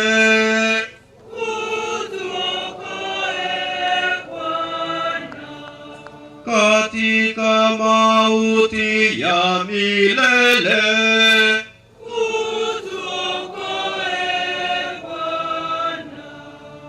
kwa kujifanya mwanadamu,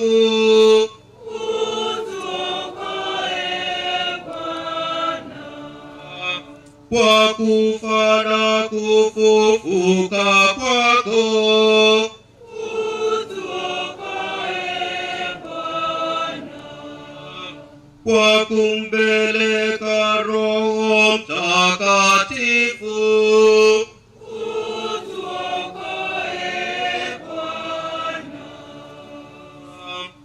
sisi wakosefu twakuomba utusikie, upende kulisimamia na kulilinda kanisa lako takatifu.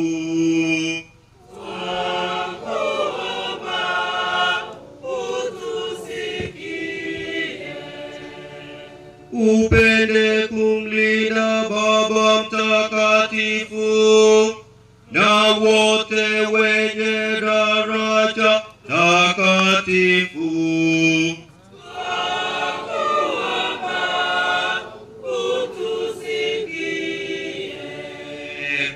Upende kuyajalia mataifa yote amani na mapatano ya kweli.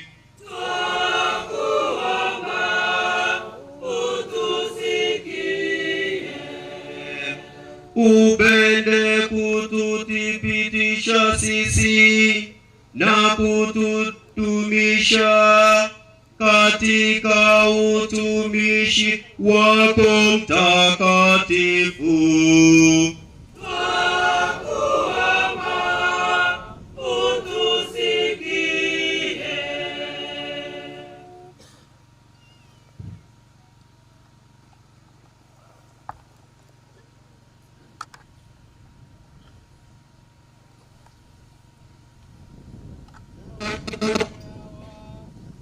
Pende kuwabariki.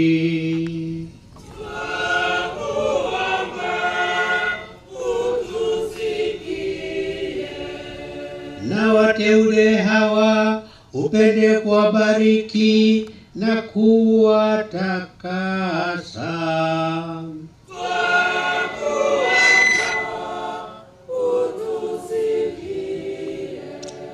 Na wateule hawa upende kuwabariki, kuwatakasa na kuwaweka wakfu kwa kazi yako takatifu.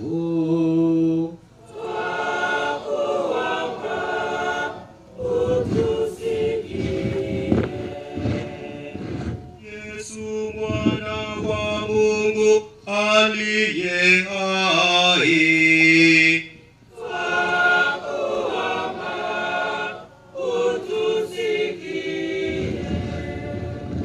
Kristo tusikie.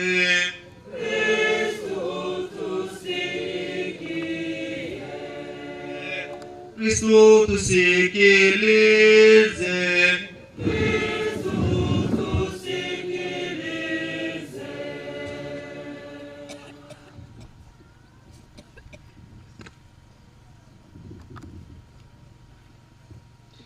Ee Bwana Mungu wetu, sikiliza kwa wema sala zetu, ili uamininie hawa watumishi wako baraka ya Roho Mtakatifu na nguvu ya neema ya kikuhani.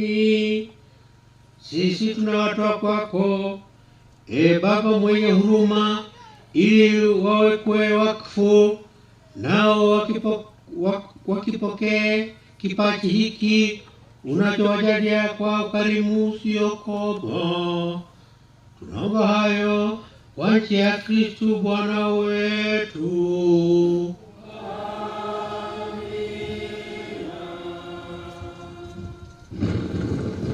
Sasa wateule watasimama, kisha watatokea hapa mbele, wapige magoti, wawekewe mikono, kiongozwa na Baba Askofu, kisha baadaye mapadri wengine.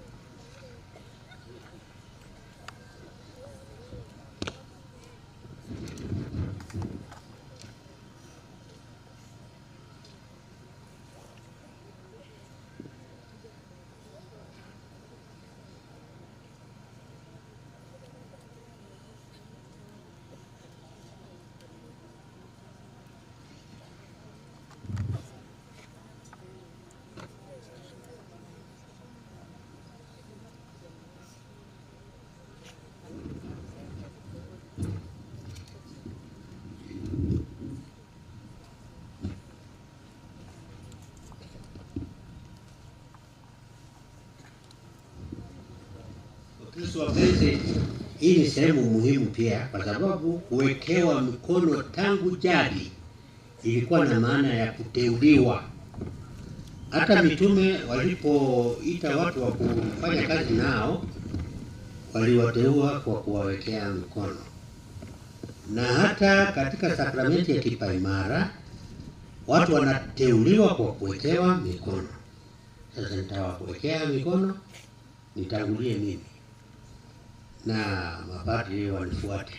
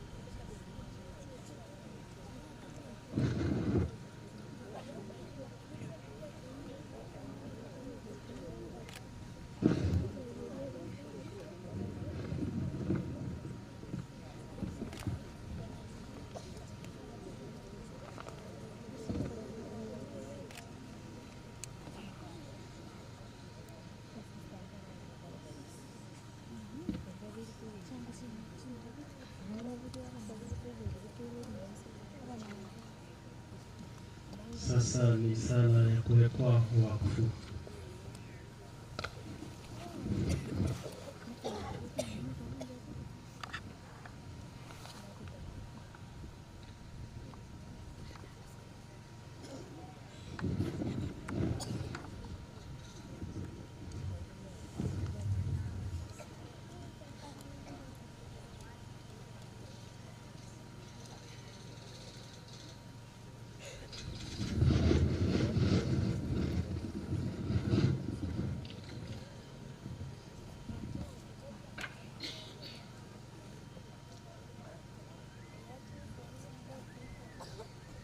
Uwe nasi Bwana Baba mwema, Mungu mwenyezi wa milele, wewe uliye asili ya hadhi ya mwanadamu na mgawaji wa neema zote. Kwako wewe ulimwengu wote wananufaika, kwako wewe vitu vyote vinaimarika.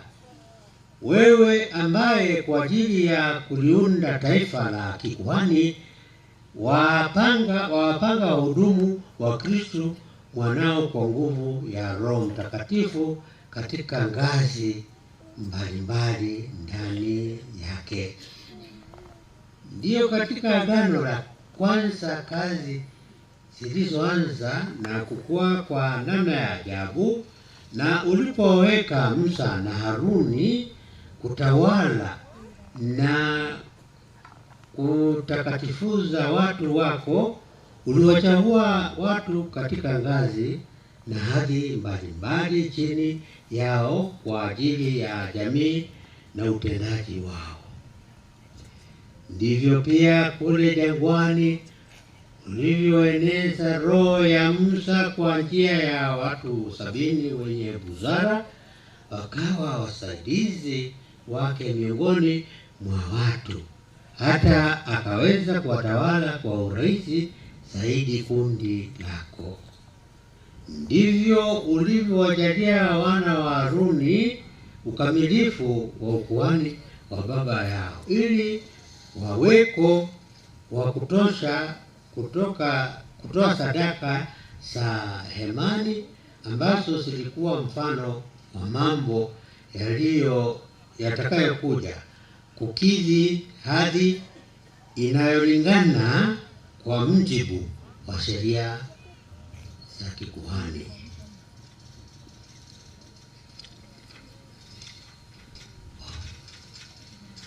Na hatimaye katika utimilifu wa nyakati, Baba mwema ulimtuma mwanao duniani, yaani Yesu Kristo, aliye mfalme wa mshenga wa imani yetu. Yeye alijitoa kwako kwa ajili ya Roho Mtakatifu, sadaka safi isiyo na doa, na akawafanya mitume wake aliowatakasa katika ile kweli, washiriki utume wake. Hao nao uliwaongezea waandamizi wa kutangaza neno lako na kufanya kazi ya kueneza wokovu kwa dunia nzima. Sasa tunaomba Bwana, katika unyonge wetu utuchagulie wasaidizi hawa wetu ambao tunawahitaji katika utendaji wetu wa ukuhani wa kitume. Baba mwema, tunakuomba uwape hawa watumishi wako hadhi ya upadre. Utie upya moyoni roho wako, Roho Mtakatifu, wasimamie kazi ya daraja ya pili ambayo wamepokea kutoka kwako Mungu, na kwa maisha yao wawe mfano wa maadili. Wawe wasaidizi wetu wema, ili maneno ya Injili yazae matunda katika mioyo ya watu na yaende hadi mipaka ya dunia kwa njia ya mahubiri yao, kwa neema ya Roho Mtakatifu. Pamoja nazi waaminifu wa mafumbo yako, kusudi taifa lako liumbwe upya kwa kuosha kwa kuzaliwa mara ya pili, na lilishwe altareni pako, na wenye dhambi wapatanishwe nawe, na wagonjwa wafarijike. Wawe daima na ushirika nasi, Bwana, kwa kukusi huruma yako kwa ajili ya watu waliokabidhiwa, na pia kwa dunia nzima. Na hivyo mataifa yote yapate kukusanywa katika Kristo na kuwa taifa lako lililo moja tu, na lifikie utimilifu wake katika ufalme wako. Tunaomba hayo kwa njia ya Bwana wetu Yesu Kristo mwanao, anaishi na kutawala nawe katika umoja wa Roho Mtakatifu, Mungu daima na milele. Amina. Amina. Amina. Amina. Amina. Amina. Sasa hawa wamekwisha wekwa wakfu, hivyo ni mapadre, na sasa watavalishwa mavazi yao ya kipadre.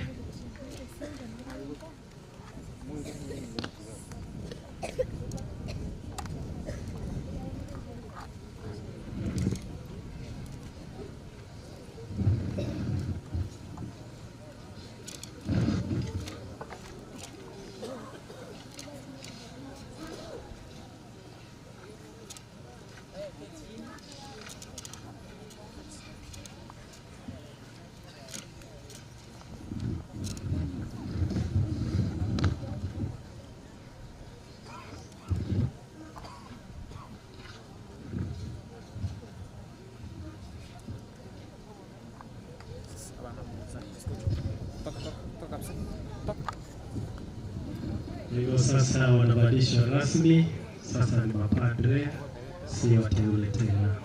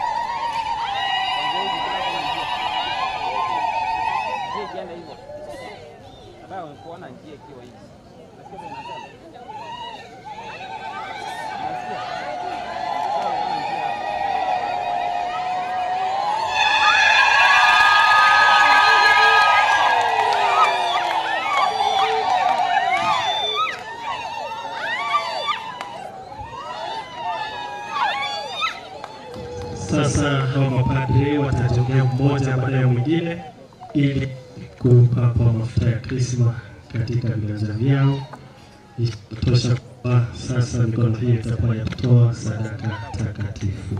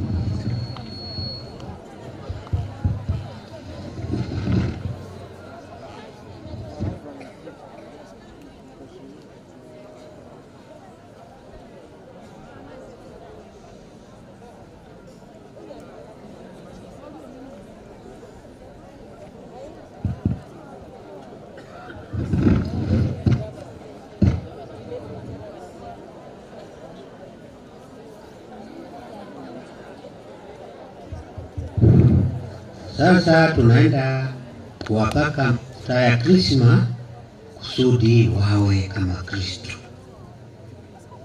Wawe kama Kristo wakitoa sadaka takatifu ya Mungu.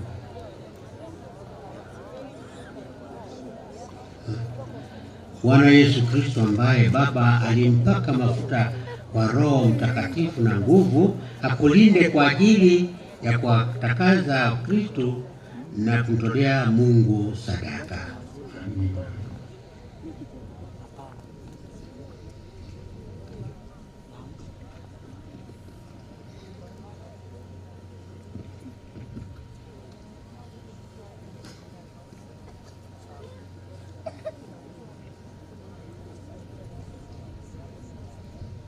Kwaya, please. Wimbo wa Roho Mtakatifu.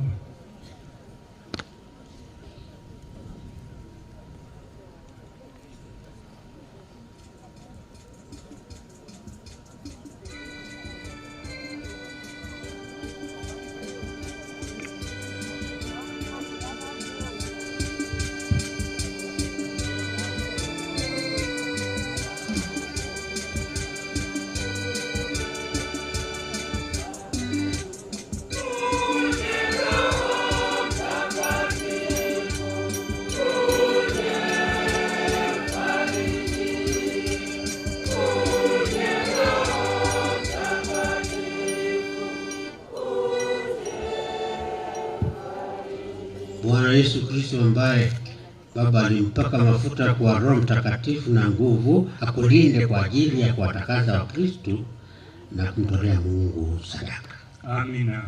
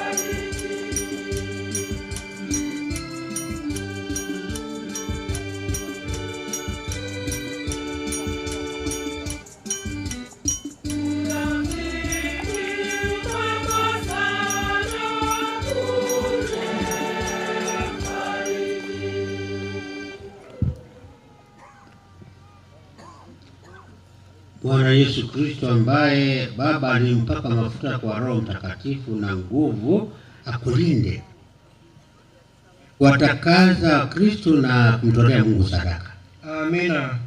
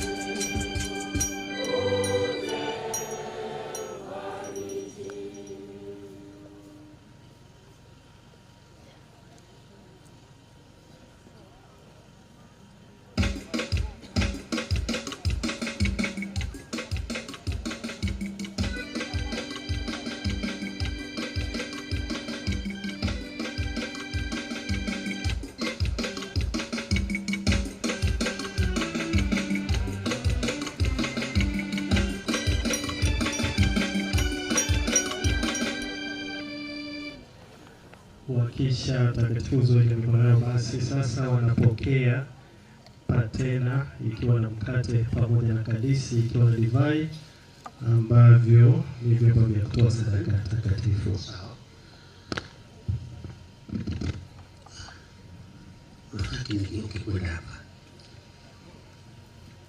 Pokea dhabihu za taifa takatifu za kumtolea Mungu.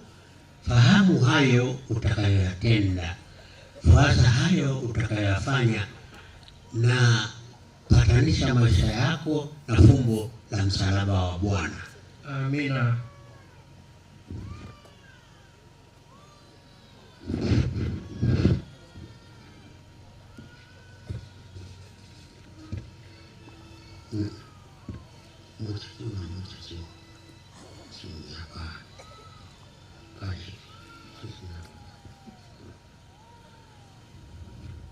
Pokea dhabihu za taifa takatifu za kumtolea Mungu. Fahamu hayo utakayoyatenda, fuata hayo utakayoyafanya, na patanisha maisha yako na fumbo la msalaba wa Bwana. Amina.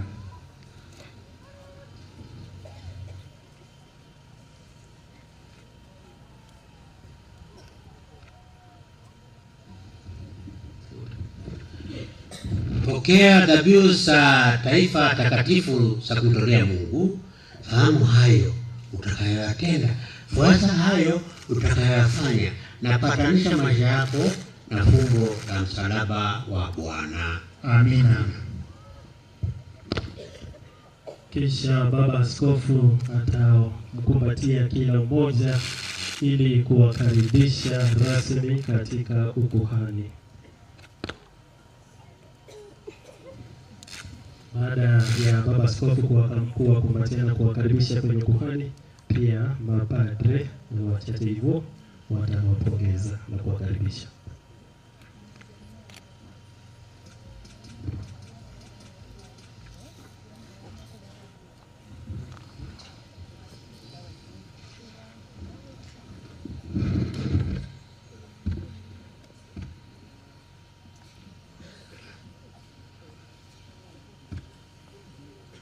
Amani iwe kwenu. Iwe pia nawe. Wakristo tunaenda kuwakumbatia kuonyesha upendo wa Yesu Kristo katika sakramenti hii ya kupadishwa. Na this kiss is not like that of Judas.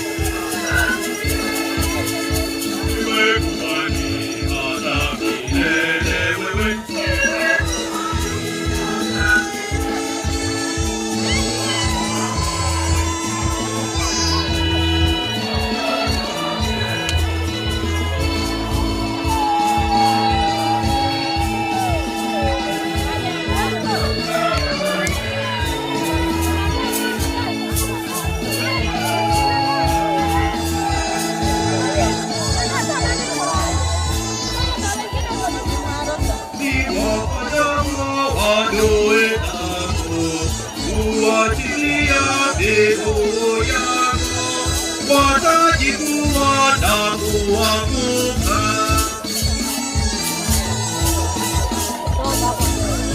Iwe kuhani hata milele wewe,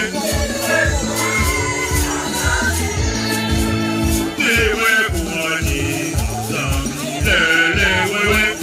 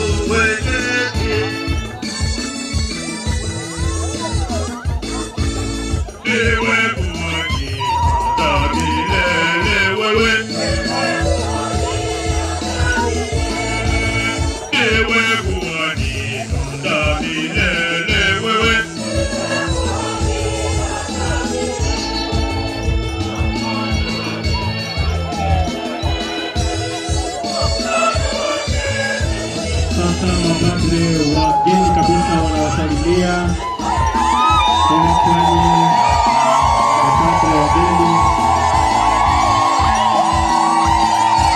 wanapokea baraka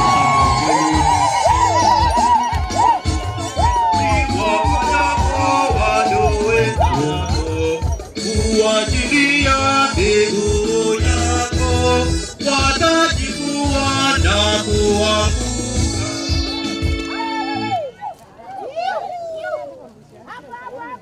Kwa hivyo sasa wakati umefika wa kutoa sadaka.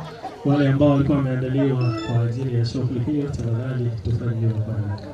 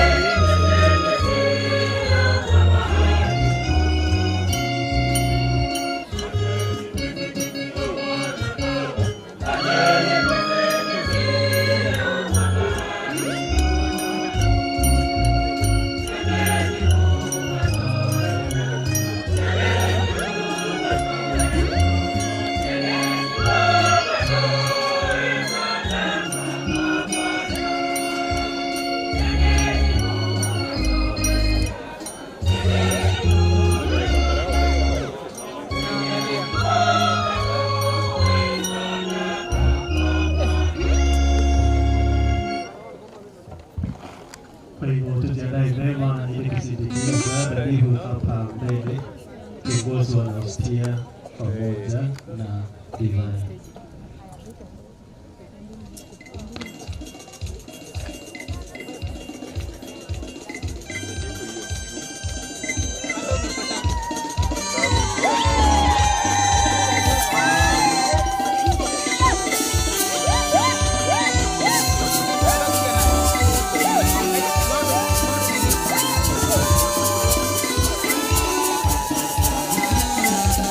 Walimu wa dini tafadhali wakusalia.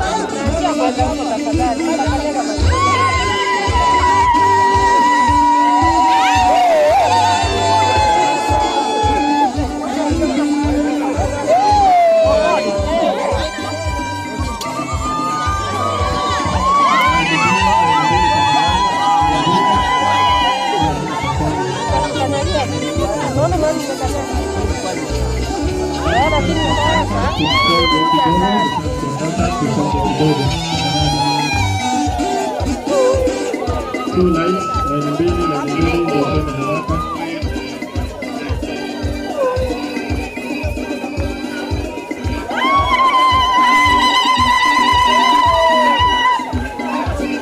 Chacha itasamaye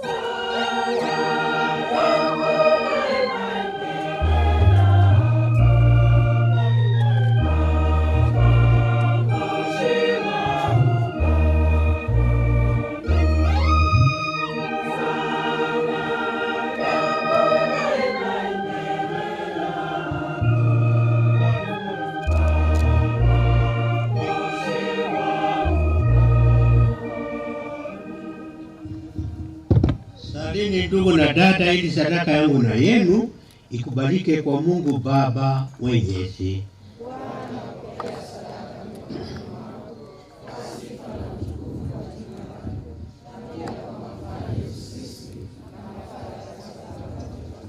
Amina.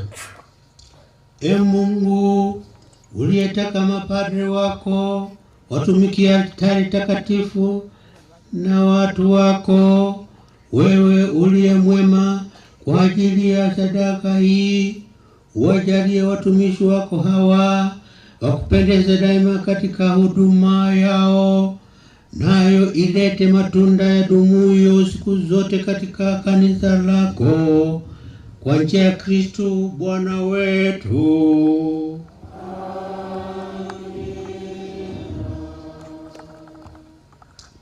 Bwana awe nanyi.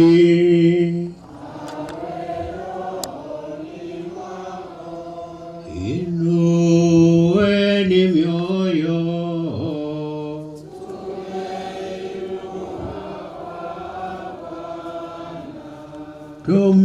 Tumshukuru Bwana Mungu wetu.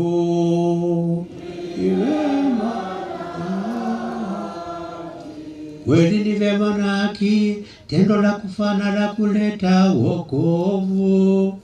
Tukushukuru wewe daima na popote, Bwana Baba uliye mtakatifu, Mungu mwenyezi wa milele.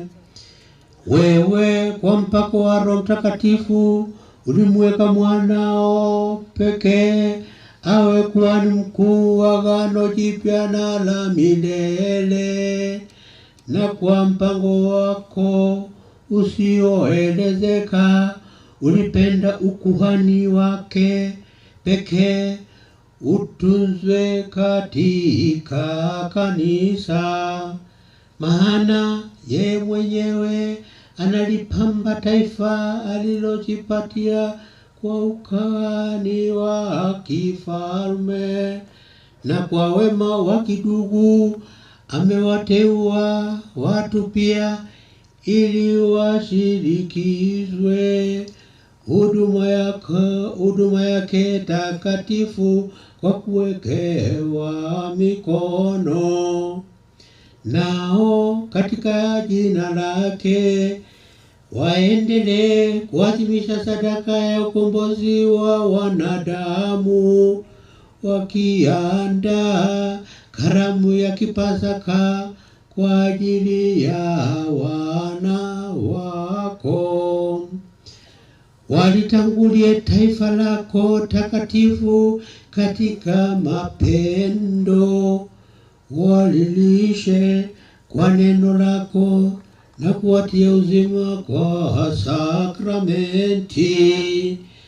Nao wakitoa nafsi zao kwa ajili yako na kwa wokovu wa ndugu na dada zao, wajibidishe kufananishwa na sura ya Kristo mwenyewe, na hatimaye wadumu katika kushuhudia imani na upendo kwako. Kwa hiyo Bwana, sisi nasi pamoja na malaika na watakatifu wote tunakusifu tukisema kwa shangwe.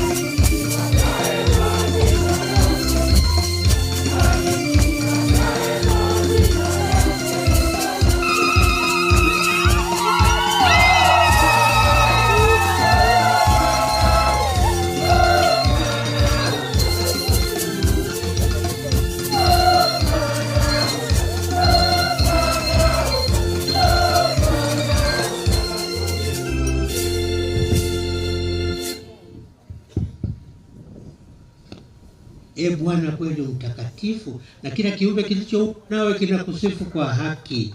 Maana kwa njia ya mwanao Bwana wetu Yesu Kristo na kwa uwezo tendaji wa Roho Mtakatifu unavitia uzima vitu vyote na kuvitakatifuza, wala uachi kukusanya watu kwako, ili toka maweo yakiwa hata machweo yake dhabihu safi itolewe kwa jina lako. Basi Bwana, tunakusihi kwa unyenyekevu vipaji hivi ambavyo tumekutolea, ili vitakase, upende kuvitakatifuza kwa Roho huyo huyo, ili viwe mwili na damu ya mwanao Bwana wetu Yesu Kristo, aliyetuamuru tuadhimishe mafumbo haya.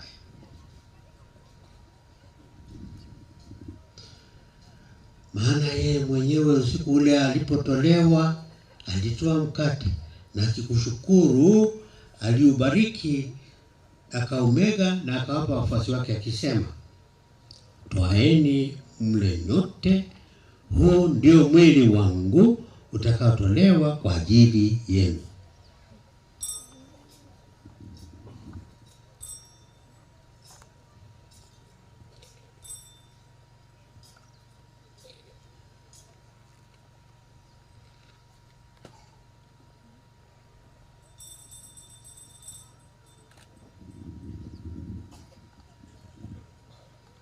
Vivyo hivyo baada ya kula akitwaa kikombe na kushukuru alikibariki na akawapa wafuasi wake akisema, twaeni mnywe nyote, hiki ndicho kikombe cha damu yangu, damu ya agano jipya na la milele, itakayomwagika kwa ajili yenu na kwa ajili ya wengi kwa maondoleo ya dhambi. Fanyeni hivi kwa ukumbusho wangu.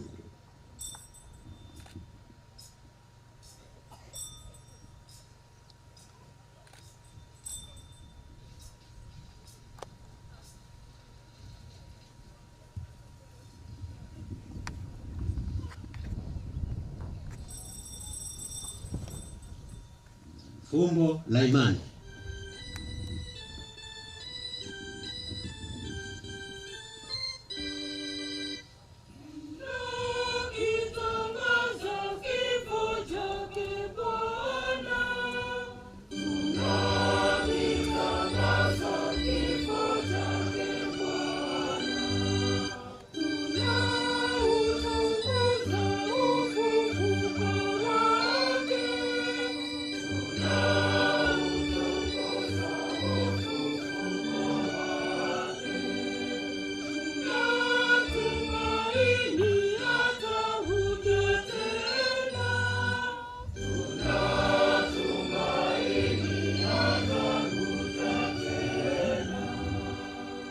Kwa hiyo Bwana, tunapoadhimisha ukumbusho wa mateso ya mwanao yaletaye wokovu pamoja na ufufuko wake wa ajabu na kupaa kwake mbinguni, na tunapoutazamia ujio wake wa pili, tunakutolea kwa shukrani sadaka hii iliyo hai na takatifu.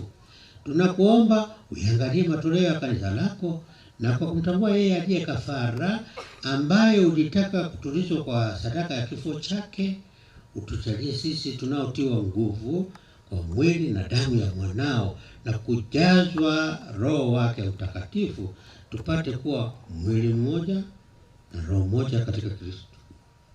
Yeye atufanye sisi tuwe kwako sadaka timilifu ya milele, ili tuweze kupata urithi pamoja na wateule wako, kwanza kabisa pamoja na Bikira Maria mwenye heri, mama wa Mungu, na Mtakatifu Yosefu mume wake huyo bikira, na mitume wako wenye heri na mashahidi wako watukufu, na watakatifu wote ambao tunategemea kupata daima msaada wa uombezi yao mbele zako. Kuomba Bwana, huyu aliye kafara na upatanisho wetu, alete amani na wokovu duniani kote, upende kuliimarisha katika imani na mapendo kanisa lako linalosafiri hapa duniani, pamoja na mtumishi wako Baba Mtakatifu wetu leo na askofu wetu Josefu Mairura, pamoja na maaskofu wote wa Keroro wote na watu wote uliowafanya kuwa taifa lako. Usikilize kwa wema sala za jamaa hii ulioita hapa mbele yako. Baba, uliye mtakatifu, kwa huruma yako uwakusanye kwako wanao wote waliotawanyika popote duniani. Wakumbuke watumishi wako Leonard Kizito, Consolata Alingo, Rosa Akumu, Raymond Nyakenyanya, Tabita Makoli, Eren Nyanchama, uliyewaita kwako kutoka dunia hii. Uwachalie kwamba wao walioshirikishwa kifo cha mwanao kwa ubatizo, hali kadhalika washiriki ufufuko wako siku ambapo utawafufua wafu katika miili yao kutoka ardhini. Hapa ataufananisha mwili wa unyonge wetu na mwili wa utukufu wake. Pia wapokee kwa wema katika ufalme wako ndugu zetu marehemu na wote walioaga dunia wakiwa wamekupendeza. Nasi tunaotumaini kufika katika ufalme huo, ili pamoja tushibishwe milele kwa utukufu wako, ndipo utakapofuta kila chozi katika macho yetu. Maana kwa kukuona wewe Mungu wetu kama ulivyo, tutafanana nawe milele yote na tutakusifu bila mwisho. Kwa njia ya Kristo Bwana wetu, ambaye kwa njia yake mnaojalia ulimwengu mema yote.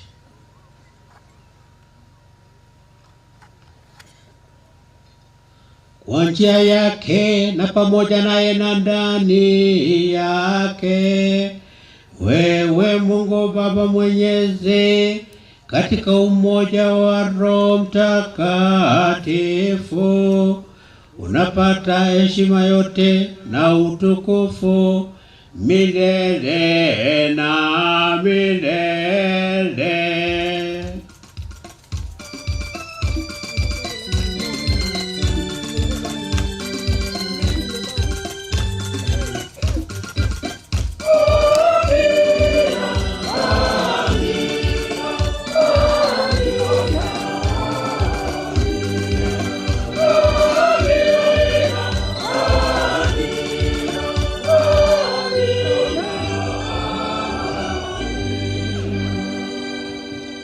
Kwa kulitia agizo la Mwokozi wetu na tukifuata mafundisho yake ya kimungu, tunadhubutu kusema sote: Baba yetu uliye mbinguni, jina lako litukuzwe, ufalme wako ufike, utakalo lifanyike duniani kama mbinguni.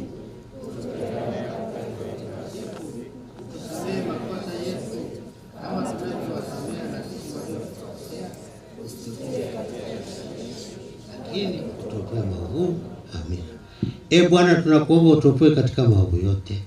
Utujalie kwa wema amani maishani mwetu, kusudi kwa msaada wa huruma yako tuopolewe daima na dhambi, wala tusifadhaishwe na jambo lolote, tunapotazamia tumaini lenye heri na ujio wa Mwokozi wetu Yesu Kristo.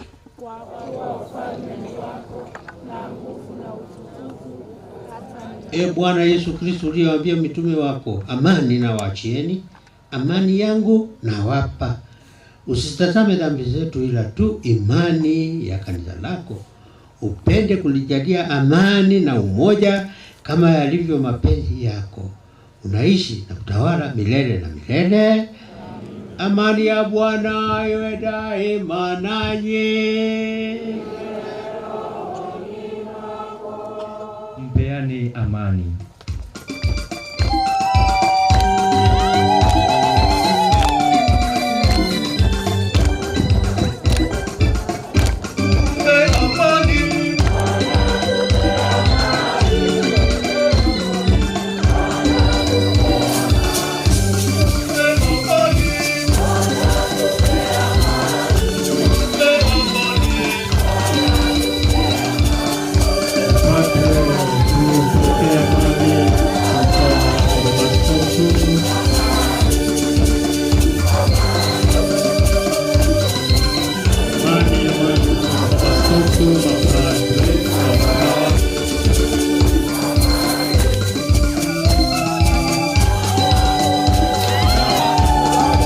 Haya, tunapokea amani kutoka kwa Baba Askofu.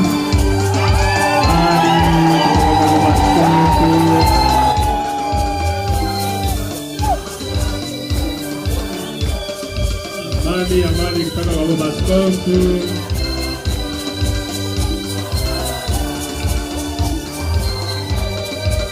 Amani kutoka kwa baba askofu kwaya.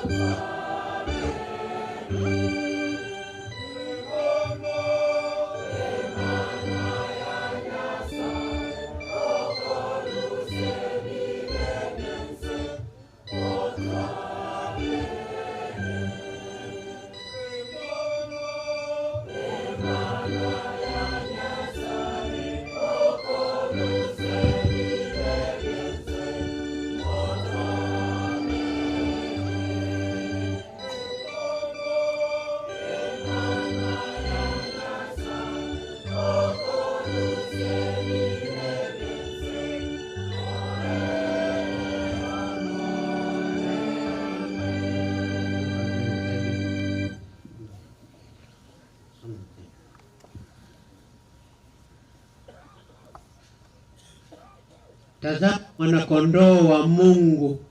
Tazama aondoaye dhambi za ulimwengu. Heri yao walioalikwa kwenye karamu ya mwana-kondoo.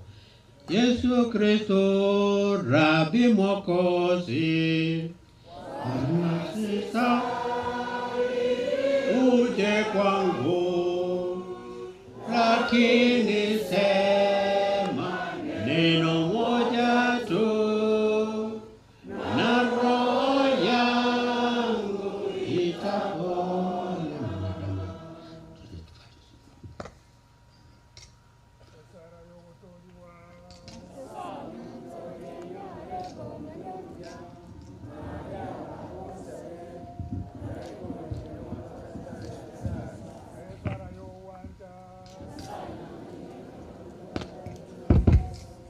Niena manyinga yene ekera ide kawate wabo nanjira ide esara yo wekeya iwene toko noromu na manyinga Yesu iyane umungu iwene tunosore mane ngente rengane ya weyo kanomu weyo esara yo wekeya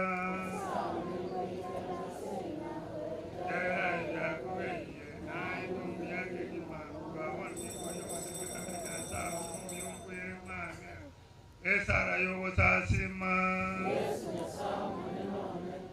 ayora sakari goro netule kia sole kusasimane ikwele tuno wekana oicha sende oicha wano mochorongoro muya.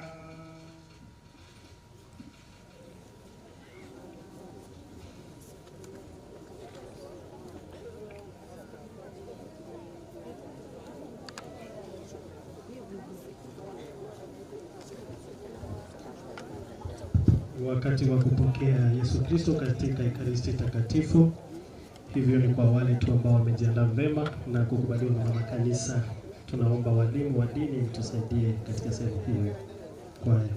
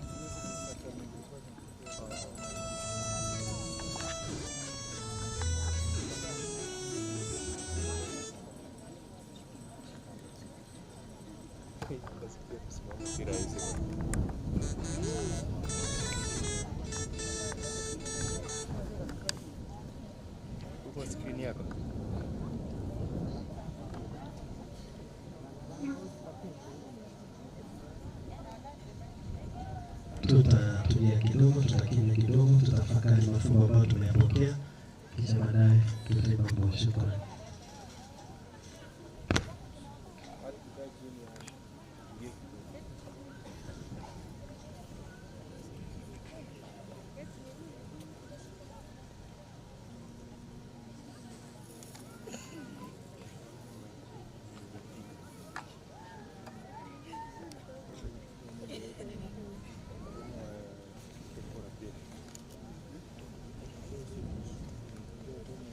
Kwa hiyo wimbo.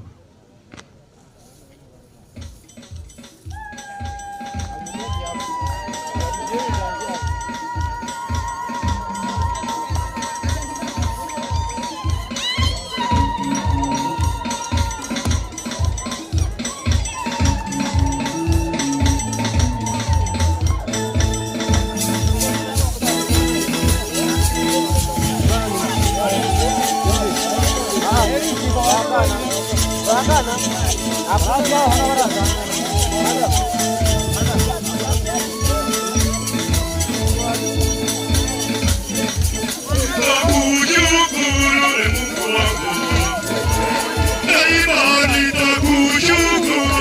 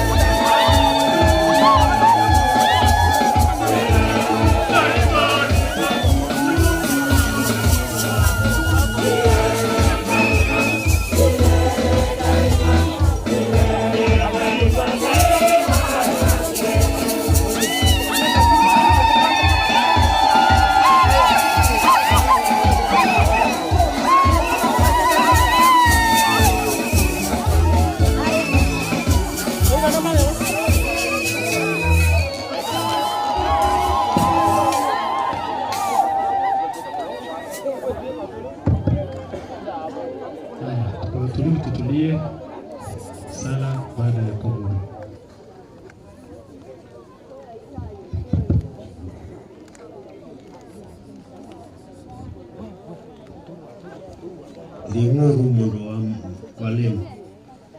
Wale watoto wa Ndiwa hamjadansi vizuri. Kwa nini?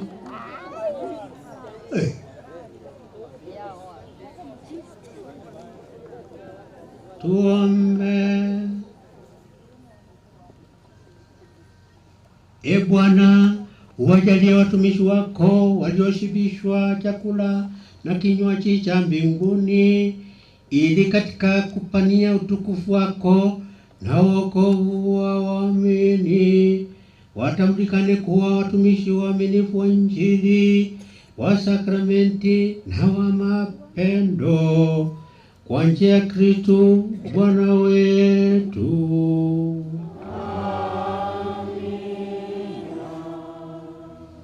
Haya, tuketi.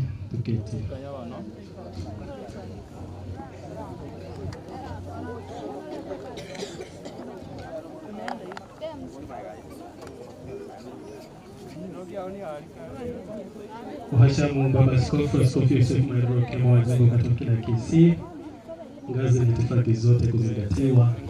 Sasa niruhusu nitangaze matangazo haya.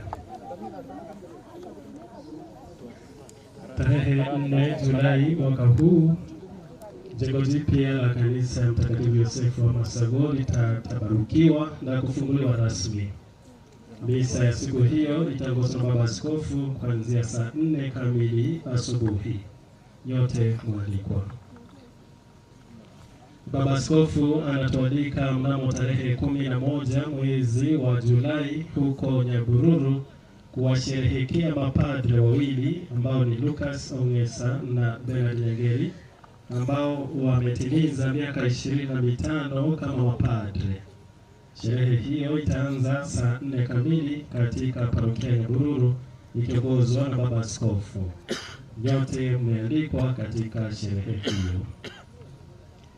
Tarehe 25 mwezi wa 7 mwaka huu, Baba Askofu pia anatualika kusherehekea pamoja naye kwa kutimiza miaka 31 kama askofu wa jimbo la Kisii. Siku hiyo hiyo, Baba Askofu atawapadrisha waseminaristi 6 wa jimbo hili kuwa mashemasi kama zawadi kuu katika sherehe hiyo.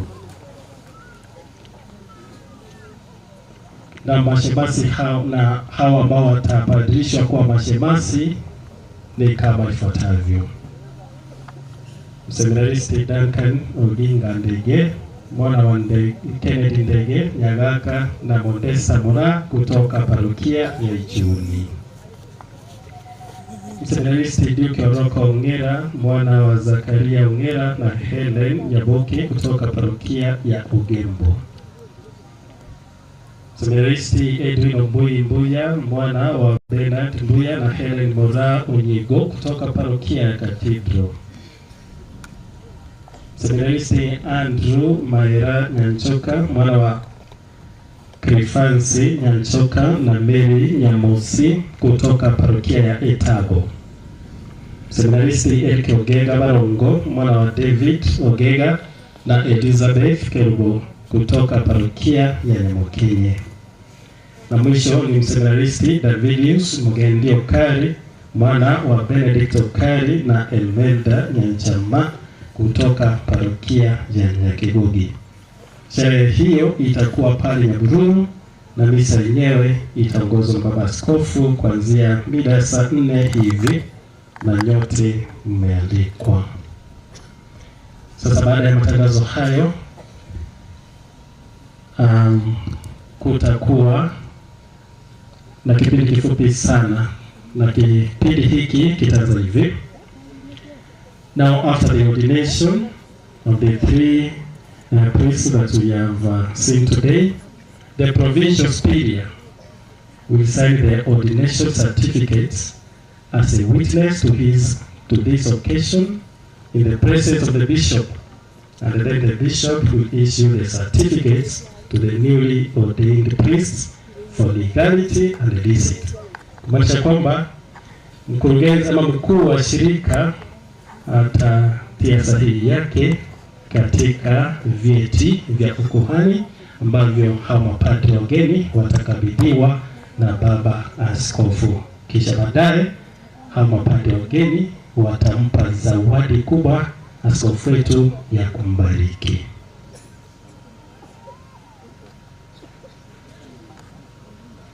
Vile mnavyoona anaendelea kutia sahihi.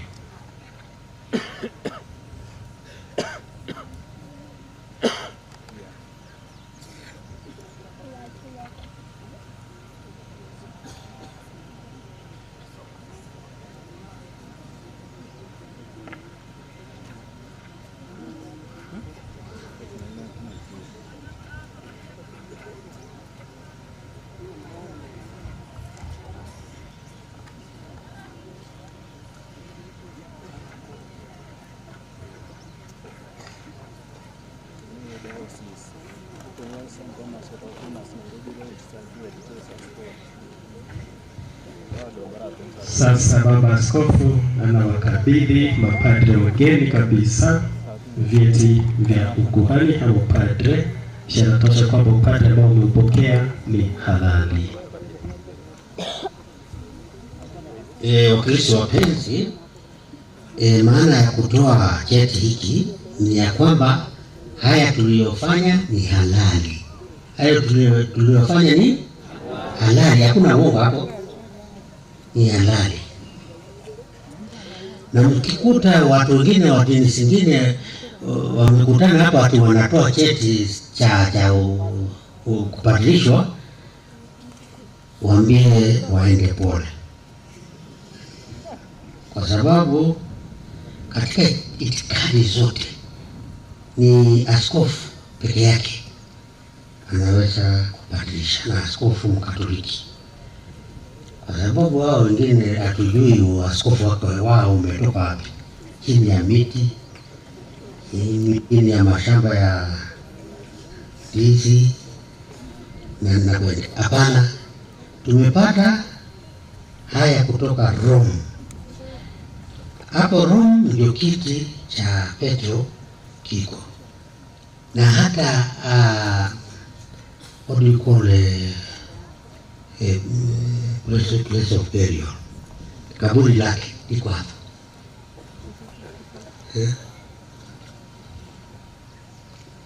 Kuna watu wananielezea mambo mengi hapa, mwingine anasema kata tu, mwingine anasema tumudumu. Hapana, kaburi lake liko hapa. Huyo aliyehubiria watu wengi katika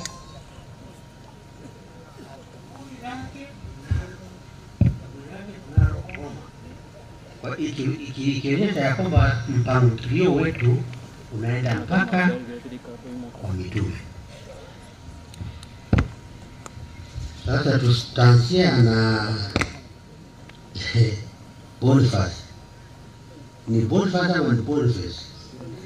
Boniface kwa sio kwa Rusungu, ni kwa Kizito.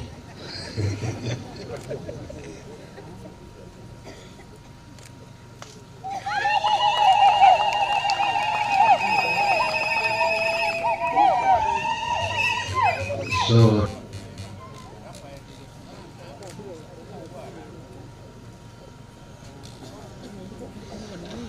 kufanya kazi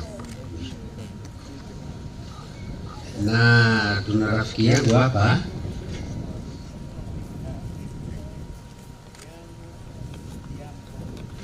Amera ndio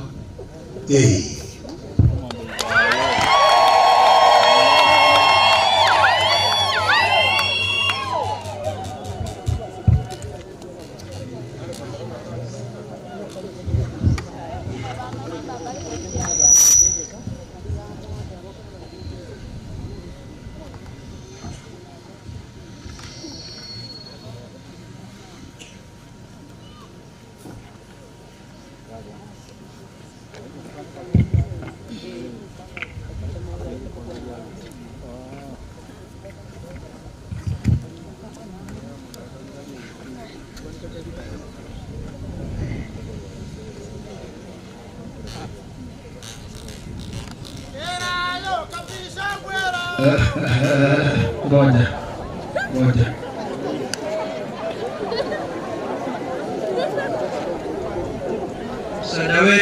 katika jina la Bwana. Bwana awe nanyi. Kwa kunyosha mikono yetu juu yako na kwa maombezi ya Maria mtakatifu wa Mungu na ya mtakatifu Yosefu mume wake huyo bikira na ya watakatifu Paulo mitume wasimamizi wa parokia hii na ya watakatifu wasimamizi wetu na ya watakatifu wote wa Mungu akulinde na akupe afya njema na baraka yake Mungu Mwenyezi ya na Mwana na Mtakatifu ikushukie na kukana dae.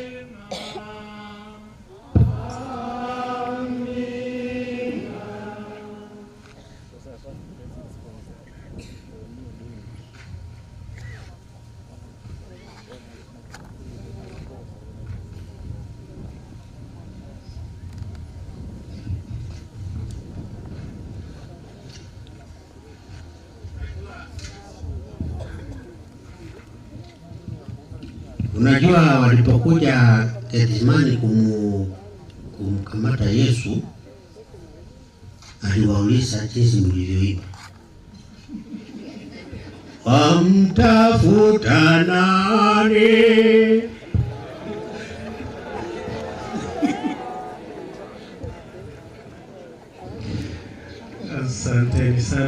Asante sana. Ni siku ya furaha. Hizo bashasha ni kwa sababu ya zawadi kubwa ya upadre.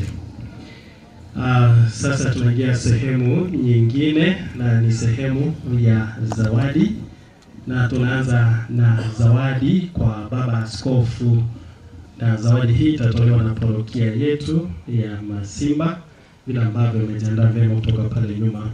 Halafu mapadre wageni kabisa watapewa zawadi yao baada ya misa. Tutakuwa na wakati mrefu hapo wakati ambapo tutawakabidhi zawadi zao. Kwa sasa zawadi ambayo inakuja altareni ni zawadi kwa baba askofu.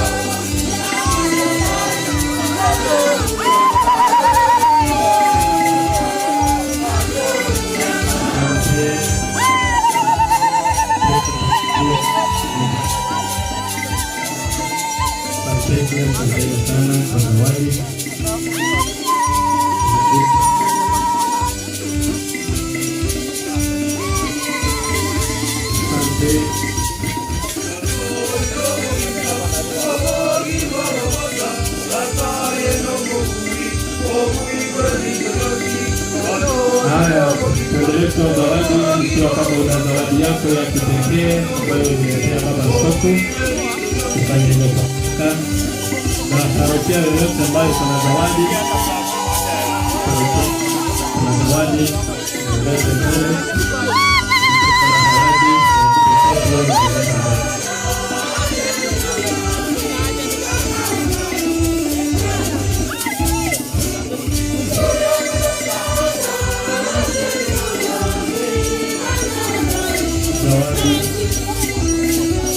Tunafunga mambo ya zawadi kwa baba askofu, na pia wakati huo wageni wetu waheshimiwa, tuongee mbele mtoe mwenyewe kwa baba askofu. Waheshimiwa, wakati huu tunatoa zawadi kwa baba askofu wetu hao.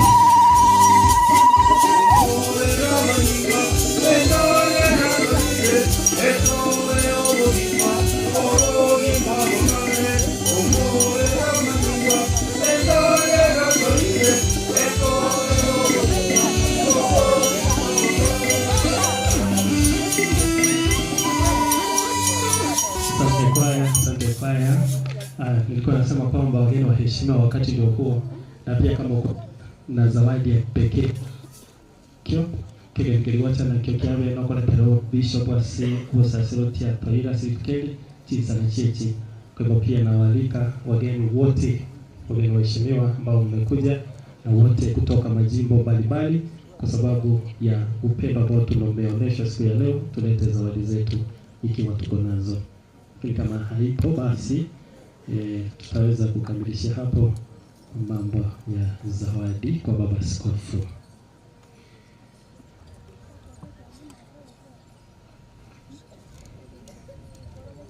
Kuna zawadi pale, Monsignor please. Wageni waheshimiwa, zawadi ndio hiyo. Asante sana Deputy Governor Kisii County. Welcome. Asante. Thank you.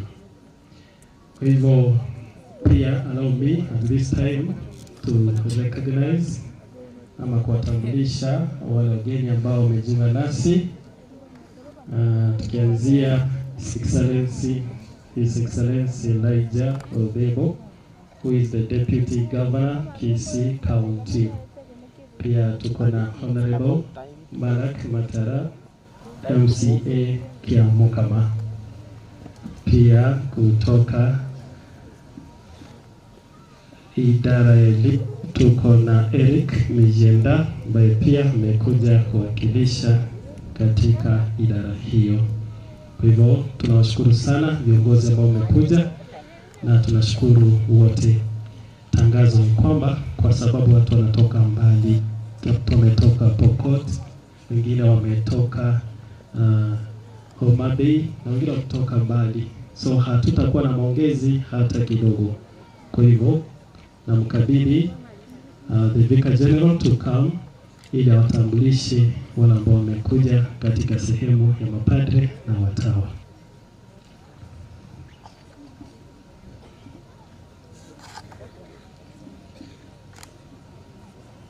Kwa watawa ambao wamefika, naomba msimame na kupunga mkono kwa kazi nzuri mnayofanya. Wasista tena wapungie mkono, wametoka mbali, tuombe mema waende salama. Wakristo ambao mapadri ambao wametoka nyumbani chimboni, wakati ni wenu sasa. Salimie ndugu zetu kutoka Ndiwa, wengine wametoka kule Samburu, Maralal, vile wanavyoonekana. Tunawatakia mema zaidi. Tunaombea masemaji ambao wako hapa na ni kama karibuni ni wakati wao. Wasimame. The deacons, your day is coming. Haya, salamu kwenu na pongezi kwenu mnapojiandaa.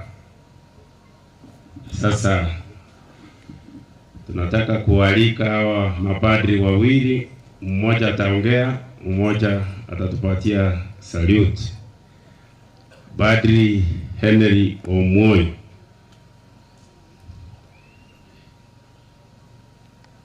Kuja hapa mbele upige salute, kwa sababu ndio watu wa kuona kabisa, hata wewe ni wa nyumbani huko. Mungu waendelee kukulinda na hao wanaoandaa, na wote waendelee kuifanya kazi yake Mwenyezi Mungu. Sasa tuko provincial, Wafula mwenyewe akuje aongee neno moja, nikabidhi baba askofu Mike ili tupokee baraka.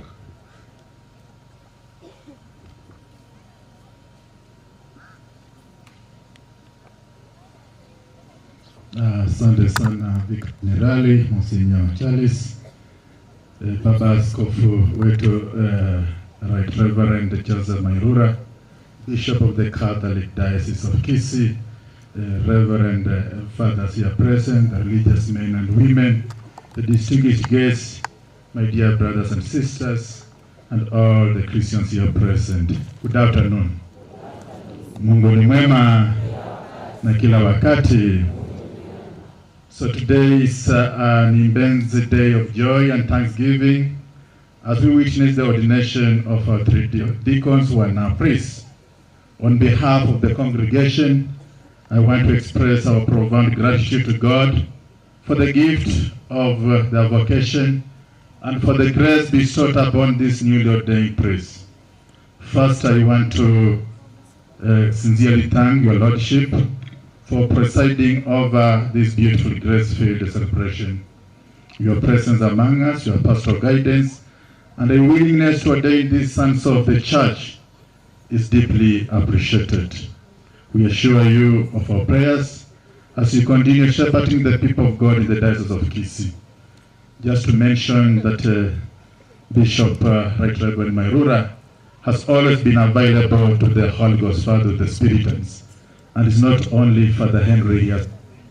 In this diocese, there's Father Nyakundi, Barnabas, there's Father Wenslaus in Brazil, there's Seti in Germany, and there's so many other priests of the Holy Ghost Fathers that he has ordained.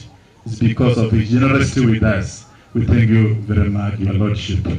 If you go to Germany, they talk about keys of diocese. You go to Brazil, Kisii Diocese, because of your capacity to ordain men in the church.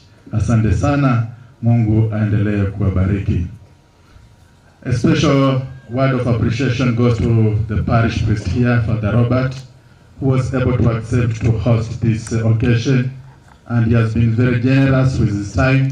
He has been generous to host our guests, and we want to say thank you very much for taking time to host our guests, to host us in his parish. And also, I want to mention in a special way Father Mandele. He hosted us. Thank you, Father Mandele. To the footsteps, I think, of the bishop, when he heard that there are people from Pokot and have never even seen a banana, yet have never eaten banana in their land. Today, the Pokoti people, mtakula ndizi nyingi sana kutoka kwa Father Mandela. Makofi kwake. As we say in Pokot, asanteni sana kwa kuweza kuwawezesha ndugu zetu kutoka kule Pokot. Hawajawahi kuona ndizi kule kwao. Kwa hivyo ni mara ya kwanza kufika Kisii na watasherehekea sana kwa siku ya leo.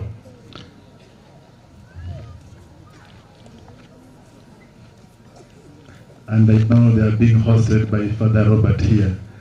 He requested that they spend another day so that they enjoy more this here. So, most important, as we celebrate the milestone, we also take the opportunity to present the letters of missioning to some of these members who will undertake new apostolic assignment, which entrusted to the Lord as they begin their missionary service in the new fields of ministry. The bishop was very clear at the beginning that you are ordained to go out there. You are ordained for the community. And so it's time, in the presence of the people, to give you the letters of appointment, of missioning, to go to the ends of the earth, as we say in the Holy Ghost Fathers. So allow me to call them name by name, to announce where each one is going. I'll start with Father Boniface Kizito.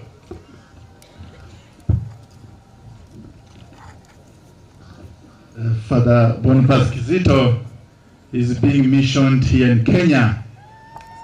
Makofi kwake. But in a special way, that's why the people of East Pokot, Nakuru Diocese are here. He's going to serve the people of Pokot in the Nakuru Diocese. And this is your better. Then we have Father Rabbi Rosanna Maguaro.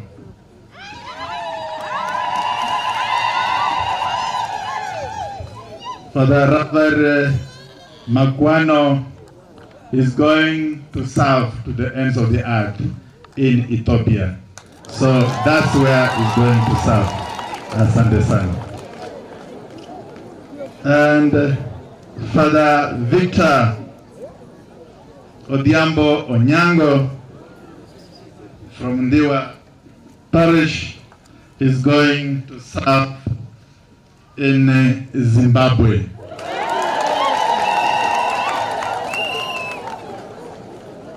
So, as the bishop, don't hang around. I urge them to the guideline of mission appointment for the whole Gospels. After 3 months, if they are hanging around, ask them, what are you?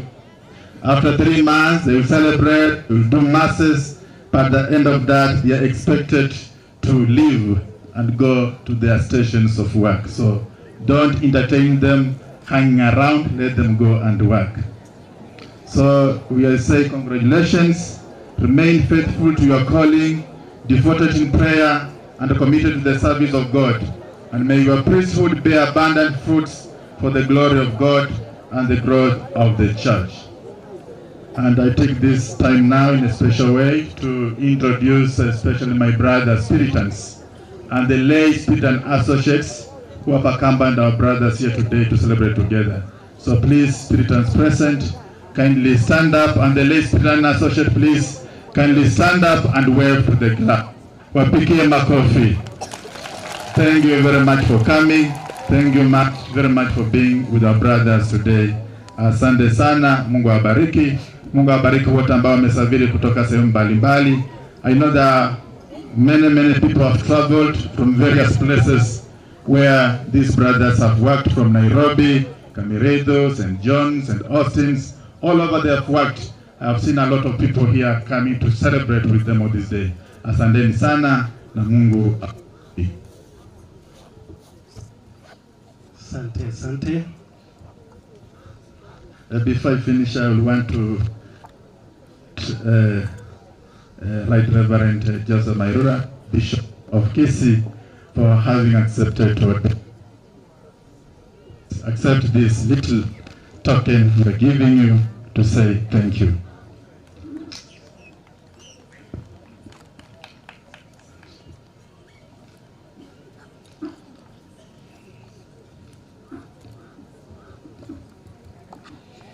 Asante sana kwa hayo.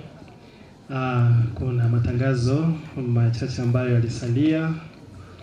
Baba Askofu pamoja na mapadre, watawa wa kike na wa kiume, wageni wa mapadre pamoja na kwaya, tunaomba wote kukutana pale kwenye parokia Kuna Jambo. Siku ya Jumamosi ijayo tarehe 27 kutakuwa na misa ya shukrani ambayo itaongozwa na padre mgeni kabisa Rosana. Kwa hivyo hiyo misa itakuwa pale ya Masivi na nyote mwalikwa. Jumamosi egochicha ya Masivi tokale. Kesho pia kutakuwa na misa moja pale parokiani na hiyo misa itaongozwa na padre Rosana.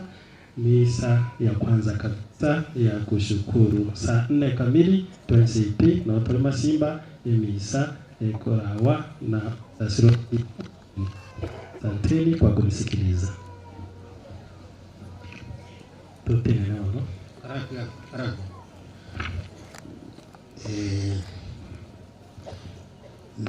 The spirit of the Spiritans, na kuomba ruhusa niulize Waturkana ambao ninaheshimu sana. Wapokot sio ndugu, wakikutana ni kapana ni Wapokot. Ninaomba kwa heshima kuu mtuimbie wimbo mmoja kwa Kipokot. Oisio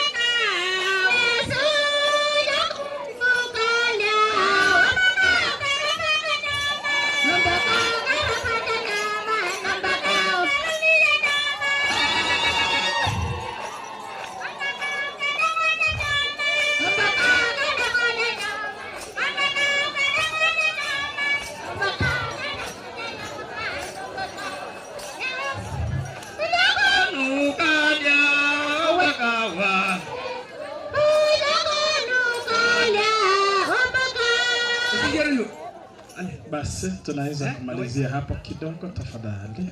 Asante. Na sasa Wakristo wengine wote tunaweza kusimama kwa sababu ya kupata baraka. Tafadhali. Mnaweza kupaki tu vile mko hapo. Lakini wale ambao tumeketi tafadhali tusimame juu. Asante. Asante sana.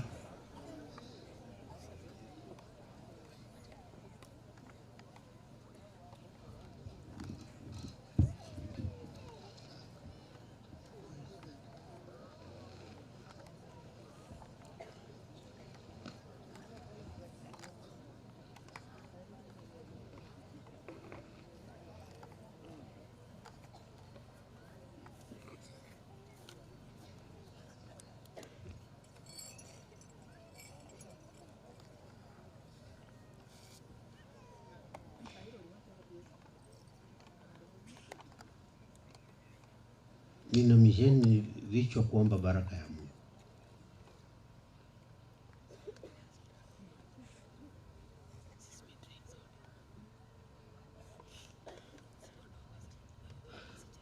Bwana awe nanyi. Awabariki Mungu Mwenyezi, Baba na Mwana na Roho Mtakatifu.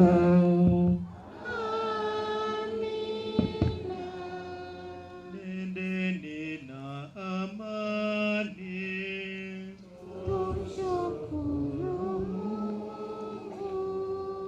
Igora sa malaika aye no mone novo korwan sa vanto bonsi vako